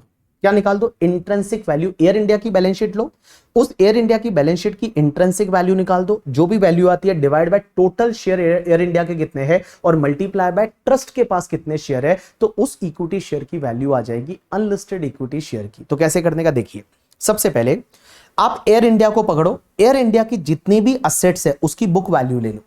एयर इंडिया की जितनी भी असेट साइड में असेट है उसकी बुक वैल्यू ले लो, बट कवर्ड इन बी को छोड़ के, means share, security, jewellery, drawing, painting, sculpture, archaeological collection, any other work of art and Boolean, जो मैंने अदर सोर्सेज में असेट बताई थी उनको छोड़ के बाकी कोई असेट है, जैसे एयर इंडिया का डेटर्स है, एयर इंडिया का स्टॉक है, एयर इंडिया की ऐसी कोई असेट है, उसके लिए आप क्या करो, बुक वैल्यू ले लो, बट इसमें भी टीडीएस टीसीएस एडवांस टैक्स नहीं लेना। एंड गाइस बी मतलब जितने भी आपके पास bullion, jewellery, precious stone, artistic work है, उनके लिए आप एक काम करो, फेयर मार्केट वैल्यू ले लो इस रूल के हिसाब से। तो एयर इंडिया के पास अगर कोई share, security, jewellery, drawing, painting, sculpture, archaeological collection, any other work of art या बुलियन है, तो उसकी फेयर मार्केट वैल्यू निकालोगे इस रूल के हिसाब से, इस रूल के हिसाब से। उसके बाद में जो भी असेट रहेगी एयर इंडिया की वो आपको सॉरी जो भी लाइबिलिटीज रहेगी एयर इंडिया की वो आप बुक वैल्यू पे लेस कर दो। बट लाइबिलिटीज में इक्विटी शेयर कैपिटल नहीं लेना है, डिविडेंड जो सेट अपार्ट किया वो नहीं लेना है, रिजर्व एंड सरप्लस नहीं लेना, बट डेप्रीशिएशन रिजर्व है तो आपको लेना है, प्रोविजन फॉर टैक्स नहीं लेना, uncertain liability and contingent liability नहीं लेना, divide by total paid up share capital air India की कितनी है वो ले लो और मल्टीप्लाई बाय ट्रस्ट के पास कितना कैपिटल है उससे मल्टीप्लाई कर दो, तो एयर इंडिया के जो इक्विटी शेयर अनलिस्टेड ट्रस्ट के पास है उसकी वैल्यू आ जाएगी। अब एक और चीज समझना, अगर कोई ट्रस्ट है उसके पास कोई बिजनेस अंडरटेकिंग है, अंडरटेकिंग बिजनेस अंडरटेकिंग का मतलब होता है कि ट्रस्ट का मान लो कोई इंसिडेंटल बिजनेस है, एग्जांपल के लिए अपन ने इस्कॉन टेंपल का लिया था, इस्कॉन टेंपल का बुक का बिजनेस वो इंसिडेंटल है, तो उसकी वैल्यू उस बिजनेस एंटिटी की वैल्यू कैसे निकालोगे, ए प्लस बी माइनस एल, ए का मतलब असेट्स की बुक वैल्यू ले लो, बट वो share security jewellery drawing painting sculpture archaeological collection any other work of art उसका क्या लेना है आपको, लाइक फेयर मार्केट वैल्यू और लाइबिलिटीज आप बुक वैल्यू पे लेस कर दो उस बिजनेस अंडरटेकिंग की, तो उस बिजनेस अंडरटेकिंग की वैल्यू आ जाएगी। अब एक बात समझना, जो ट्रस्ट है तिरुपति बालाजी ट्रस्ट, उसकी जो लाइबिलिटी साइड में जो लाइबिलिटी है उसको कौन सी वैल्यू पे लेना है, तो लाइबिलिटीज को आपको यहां पे बुक वैल्यू पे लेना है। लेकिन लाइबिलिटीज में क्या क्या नहीं आएगा, एक तो जो भी ट्रस्ट का कैपिटल फंड है या कॉर्पस फंड है, एक्यूमुलेटेड फंड है, वो लाइबिलिटी नहीं है। दूसरा, रिजर्व एंड सरप्लस नहीं आएगा, प्रोविजन फॉर टैक्स नहीं आएगा, अनसर्टेन लाइबिलिटीज का प्रोविजन नहीं आएगा एंड कंटीजेंट लाइबिलिटी नहीं आएगा। तो आपको एक्रिएटेड इनकम कैसे निकालना है, तिरुपति बालाजी ट्रस्ट ले लीजिए, ट्रस्ट की असेट साइड जितनी भी है असेट्स की फेयर मार्केट वैल्यू ले लीजिए, लाइबिलिटीज को बुक वैल्यू पे लेस कर दीजिए, जो भी बचेगा दैट इज कॉल्ड एक्रिएटेड इनकम और उस पे एमएमआर की रेट से टैक्स भरना पड़ेगा। यू गॉट माय पॉइंट और नॉट? यस। अब एक बात समझना, इस टॉपिक में छोटे छोटे दो अमेंडमेंट्स और है, और वो अमेंडमेंट्स ये है, पहली चीज तो ये मैंने आपको यहां पे क्या बताया था कि जो तुम्हारा 1023C क्लॉज नंबर 4566 से में रजिस्टर्ड आप करा सकते हो, और जो बड़ी बड़ी हॉस्पिटल्स होती है, जो बड़ी बड़ी यूनिवर्सिटी होती है, जो बड़ी बड़ी स्कूल्स होती है, वो क्या कराती है 1023C क्लॉज नंबर 4566 से में अप्रूवल कराएगी या रजिस्ट्रेशन कराएगी। और मैं बताऊं इसका सिस्टम सेम वैसा ही होता है जैसा 12AB में मैंने आपको बताया कि आपको एप्लीकेशन कब तक करना पड़ेगा, जैसे आप फ्रेश रजिस्ट्रेशन करा रहे हो तो उस पर्टिकुलर केस में एक्टिविटी स्टार्ट होने से 1 महीना पहले आपको रजिस्ट्रेशन के लिए एप्लीकेशन करना पड़ेगा एंड ऑल। तो आपके दिमाग में एक ये पॉइंट आया होगा, सर क्या सेंस बना सर, एक बात बताओ सर, चैरिटेबल के लिए तो एजुकेशन तो चैरिटेबल में भी आता है, मेडिकल तो चैरिटेबल में भी आता है, तो ये ऐसा क्यों कर रहे हैं कि आप एक काम करो या तो 12AB में रजिस्टर्ड करा दो या फिर आप 1023C clause number 4 clause number 5 clause number 6 या 6A में अप्रूव करा दो। तो सर दो की जरूरत क्या है, एक ही बना दो ना यार, एक ही बना दो ना, क्यों इतना कंफ्यूजन क्रिएट कर रहे हो। और मैं बताऊं हमारी बात निर्मला सीतारमण जी ने सुन ली, और निर्मला सीतारमण जी ने एक अमेंडमेंट किया कि भैया अब है ना 1 अक्टूबर 2024 के बाद में ये इन सेक्शन में अप्रूवल नहीं मिलेगा, इन सेक्शन में अप्रूवल नहीं मिलेगा, जो 1023C क्लॉज नंबर 4566 है उसमें अप्रूवल नहीं मिलेगा। इसका मतलब हर ट्रस्ट को अब जो रजिस्टर्ड कराना है वो 12AB में ही कराना पड़ेगा। तो 1 अक्टूबर 2024 से हर ट्रस्ट को जो रजिस्टर कराना पड़ेगा वो आपका 12AB में ही कराना पड़ेगा। यू गॉट माय पॉइंट और नॉट? यस। तो एक तो ये वाला अमेंडमेंट आप ध्यान रखना कि ये जो अप्रूवल है ना 1023C क्लॉज नंबर 4566 से वाला, यहां पे अप्रूवल आपको नहीं मिलेगा विद इफेक्ट फ्रॉम 1 अक्टूबर 2024 या उसके बाद में। उसके बाद में अगर आपको रजिस्ट्रेशन कराना है तो आपको 12AB में ही कराना पड़ेगा, बाकी आपको यहां पे 1023C में आपको अप्रूवल नहीं मिलेगा। अब एक और चीज समझना, आपका डाउट ये रहेगा कि सर इसका मतलब ये हुआ कि ये जो गवर्नमेंट हॉस्पिटल गवर्नमेंट कॉलेज वगैरह थे इनको जो बेनिफिट मिलता है वो मिलेगा? अरे यार उनको तो मिलता रहेगा ना यार, ये वाला बेनिफिट मिलता रहेगा, ये वाला जो 5 करोड़ वाला है ना वो बेनिफिट मिलता रहेगा, उसमें कोई दिक्कत नहीं है करके, ठीक है। लेकिन गाइस यहाँ पे जो अप्रूव कराने पड़ते थे ना इन ट्रस्ट के केस में 1 अक्टूबर 2024 के बाद में अप्रूवल नहीं दी जाएगी, उनको अगर रजिस्टर्ड कराना है तो वो 12AB में ही जाना पड़ेगा। यू गॉट माय पॉइंट और नॉट? यस। चलिए उसके बाद में जो एक्रिएटेड इनकम वाला टॉपिक है ना उसमें मैंने आपको क्या बताया कि अगर कोई ट्रस्ट है वो किसी और ट्रस्ट के साथ में मर्ज हो जाता है और वो ट्रस्ट का ऑब्जेक्टिव सेम नहीं है या वो ट्रस्ट रजिस्टर्ड नहीं है, तो उस पर्टिकुलर केस में क्या होगा कि यहां पे एग्जिट टैक्स लग जाएगा, यहां पे एग्जिट टैक्स है वो एग्जिट टैक्स लग जाएगा। लेकिन गाइस इस बार इन्होंने एक अमेंडमेंट किया और it is a confirmatory amendment only. भाई अगर कोई ट्रस्ट है वो किसी दूसरे ट्रस्ट या इंस्टीट्यूशन के साथ में मर्ज हो जाता है और वो दूसरा वाला जो है वो सेम या सिमिलर ऑब्जेक्ट वाला है एंड उसके साथ साथ में दूसरा वाला जो है वो रजिस्टर्ड अप्रूव्ड भी है एंड उसके साथ साथ में गवर्नमेंट और भी कोई कंडीशन प्रिस्क्राइब करती है और वो फुलफिल होती है, अगर ये तीनों कंडीशन सेटिस्फाइड हो जाती है ना, अगर ये तीनों कंडीशन सेटिस्फाइड हो जाती है तो उस पर्टिकुलर केस में अगर ये तीनों कंडीशन सेटिस्फाइड हो जाती है, अगर ये तीनों कंडीशन सेटिस्फाइड हो जाती है तो उस पर्टिकुलर केस में एग्जिट टैक्स नहीं लगेगा। तो बड़ा सिंपल सी चीज है ना, अगर कोई ट्रस्ट है वो किसी दूसरे ट्रस्ट या इंस्टीट्यूशन के साथ मर्ज हो रहा है और दूसरा वाला जो है उसका सेम और सिमिलर ऑब्जेक्ट है, दूसरी कंडीशन वो दूसरा वाला रजिस्टर्ड एंड अप्रूव्ड है करके, ठीक है। एंड तीसरी कंडीशन ये है कि और भी कंडीशन जो गवर्नमेंट डालती है वो अगर फुलफिल करता है, अगर ये तीनों कंडीशन सेटिस्फाइड हो जाती है तो उस पर्टिकुलर केस में वो जो ट्रस्ट है ना उसको बेटा यहां एग्जिट टैक्स नहीं लगेगा। यू गॉट माय पॉइंट और नॉट? यस। तो ये सिर्फ कंफर्मेशन के लिए दे मेड द अमेंडमेंट, बाकी सब चीजें यहां पे हो गई। अब एक बात समझना, ये जो टॉपिक है ना, अगर मैं इसके क्वेश्चन की बात करूं तो इसके क्वेश्चन में सर कौन कौन से क्वेश्चन ऐसे हैं जिसमें हमको ध्यान देना पड़ेगा या क्या है क्वेश्चन में। तो अगर मैं क्वेश्चन नंबर 1 की बात करता हूं तो 1 वाला क्वेश्चन बड़ा सिंपल है कि अगर वो पता है चैरिटेबल पर्पस का मैंने आपको डेफिनेशन बताया था, और चैरिटेबल पर्पस के डेफिनेशन में मैंने आपको बताया था कि भैया चैरिटेबल पर्पस में एक वो पता है चैरिटेबल पर्पस में क्या क्या था, एक तो था रिलीफ टू पुअर, उसके बाद में क्या था एजुकेशन, मेडिकल, योगा, उसके बाद preservation of historical places, monuments and preservation of the environment and all, and last वाला क्या था any other objective of general public utility. एक चीज समझना, अगर any other objective of general public utility है ना उसमें आप बिजनेस नहीं कर सकते, बाकी आप मेडिकल में, हॉस्पिटल, जो आपका एजुकेशन, वहां सब जगह बिजनेस कर सकते हैं और कितना भी बिजनेस का रिसिट रहेगा तो भी चलेगा। लेकिन गाइस अगर आपका जो ऑब्जेक्टिव है वो अगर आपका any other objective of general public utility है और वहां पे अगर आप बिजनेस करते हैं तो बिजनेस चलेगा, लेकिन बिजनेस का रिसिट आपके टोटल ग्रॉस रिसिट के 20% से ज्यादा नहीं होना चाहिए। और अगर 20% से ज्यादा है तो उस पर्टिकुलर केस में उस ईयर में ट्रस्ट को कोई भी एग्जाम्पशन का बेनिफिट नहीं मिलेगा, उस ईयर में ट्रस्ट को एग्जाम्पशन का बेनिफिट नहीं मिलेगा। अगर अगले साल वो 20% से कम हुआ तो उसको बेनिफिट मिल जाएगा। तो गाइस उसी के बेसिस पे आप देखोगे क्वेश्चन नंबर तुम्हारा 1 है as well as the question number तुम्हारा 2 है। और अगर मैंने जितना बोला है ना उतना अगर आप देख के अब आप रीड करोगे ना तो आपका काम है वो बन जाएगा। एंड क्वेश्चन नंबर 3 जो है वो भी आपका उसी से रिलेटेड है। क्वेश्चन नंबर 3 है वो रजिस्ट्रेशन से रिलेटेड है कि रजिस्ट्रेशन के लिए अप्लाई अपने को कब तक करना पड़ेगा। उसके बाद में क्वेश्चन नंबर 4, 5 है वो कॉर्पस से रिलेटेड है करके, ठीक है, कि कॉर्पस का डोनेशन किसको बोलते हैं। तो कॉर्पस का डोनेशन जो है वो उसको बोलेंगे जिसमें ये स्पेसिफिक डायरेक्शन से दिया हुआ है कि कॉर्पस का पार्ट बनना चाहिए और उसको किसी और ट्रस्ट को, जो कॉर्पस वाला डोनेशन है वो भैया यहां पे कॉर्पस वाला डोनेशन है वो आपको 11(5) के स्पेसिफाइड मोड में जमा कराना पड़ेगा।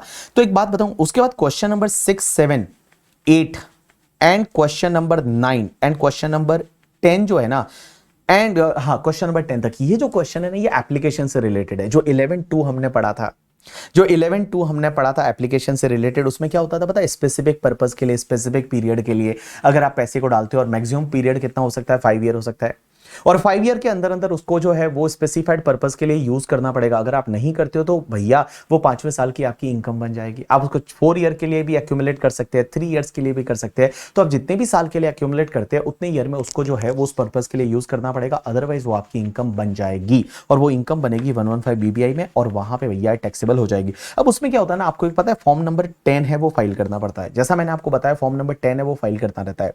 अब यहां पे क्वेश्चन ये आता है, एक यहां पे केस लॉ बेस्ड क्वेश्चन रहेगा जब आप देखोगे तो उसमें केस लॉ में क्या हुआ था, एक ट्रस्ट ने सिर्फ ऐसा लिख के दे दिया कि हम जो एक्यूमुलेट कर रहे हैं वो ट्रस्ट पर्पस के लिए कर रहे हैं और पर्पस स्पेसिफाई नहीं किया, सिर्फ ये लिखा है ट्रस्ट पर्पस के लिए कर रहे हैं। तो क्या चलेगा या नहीं चलेगा? यहां पे मैं बताऊं एक केस लॉ में ऐसा बोला हुआ है कि चलेगा, कोई दिक्कत नहीं है।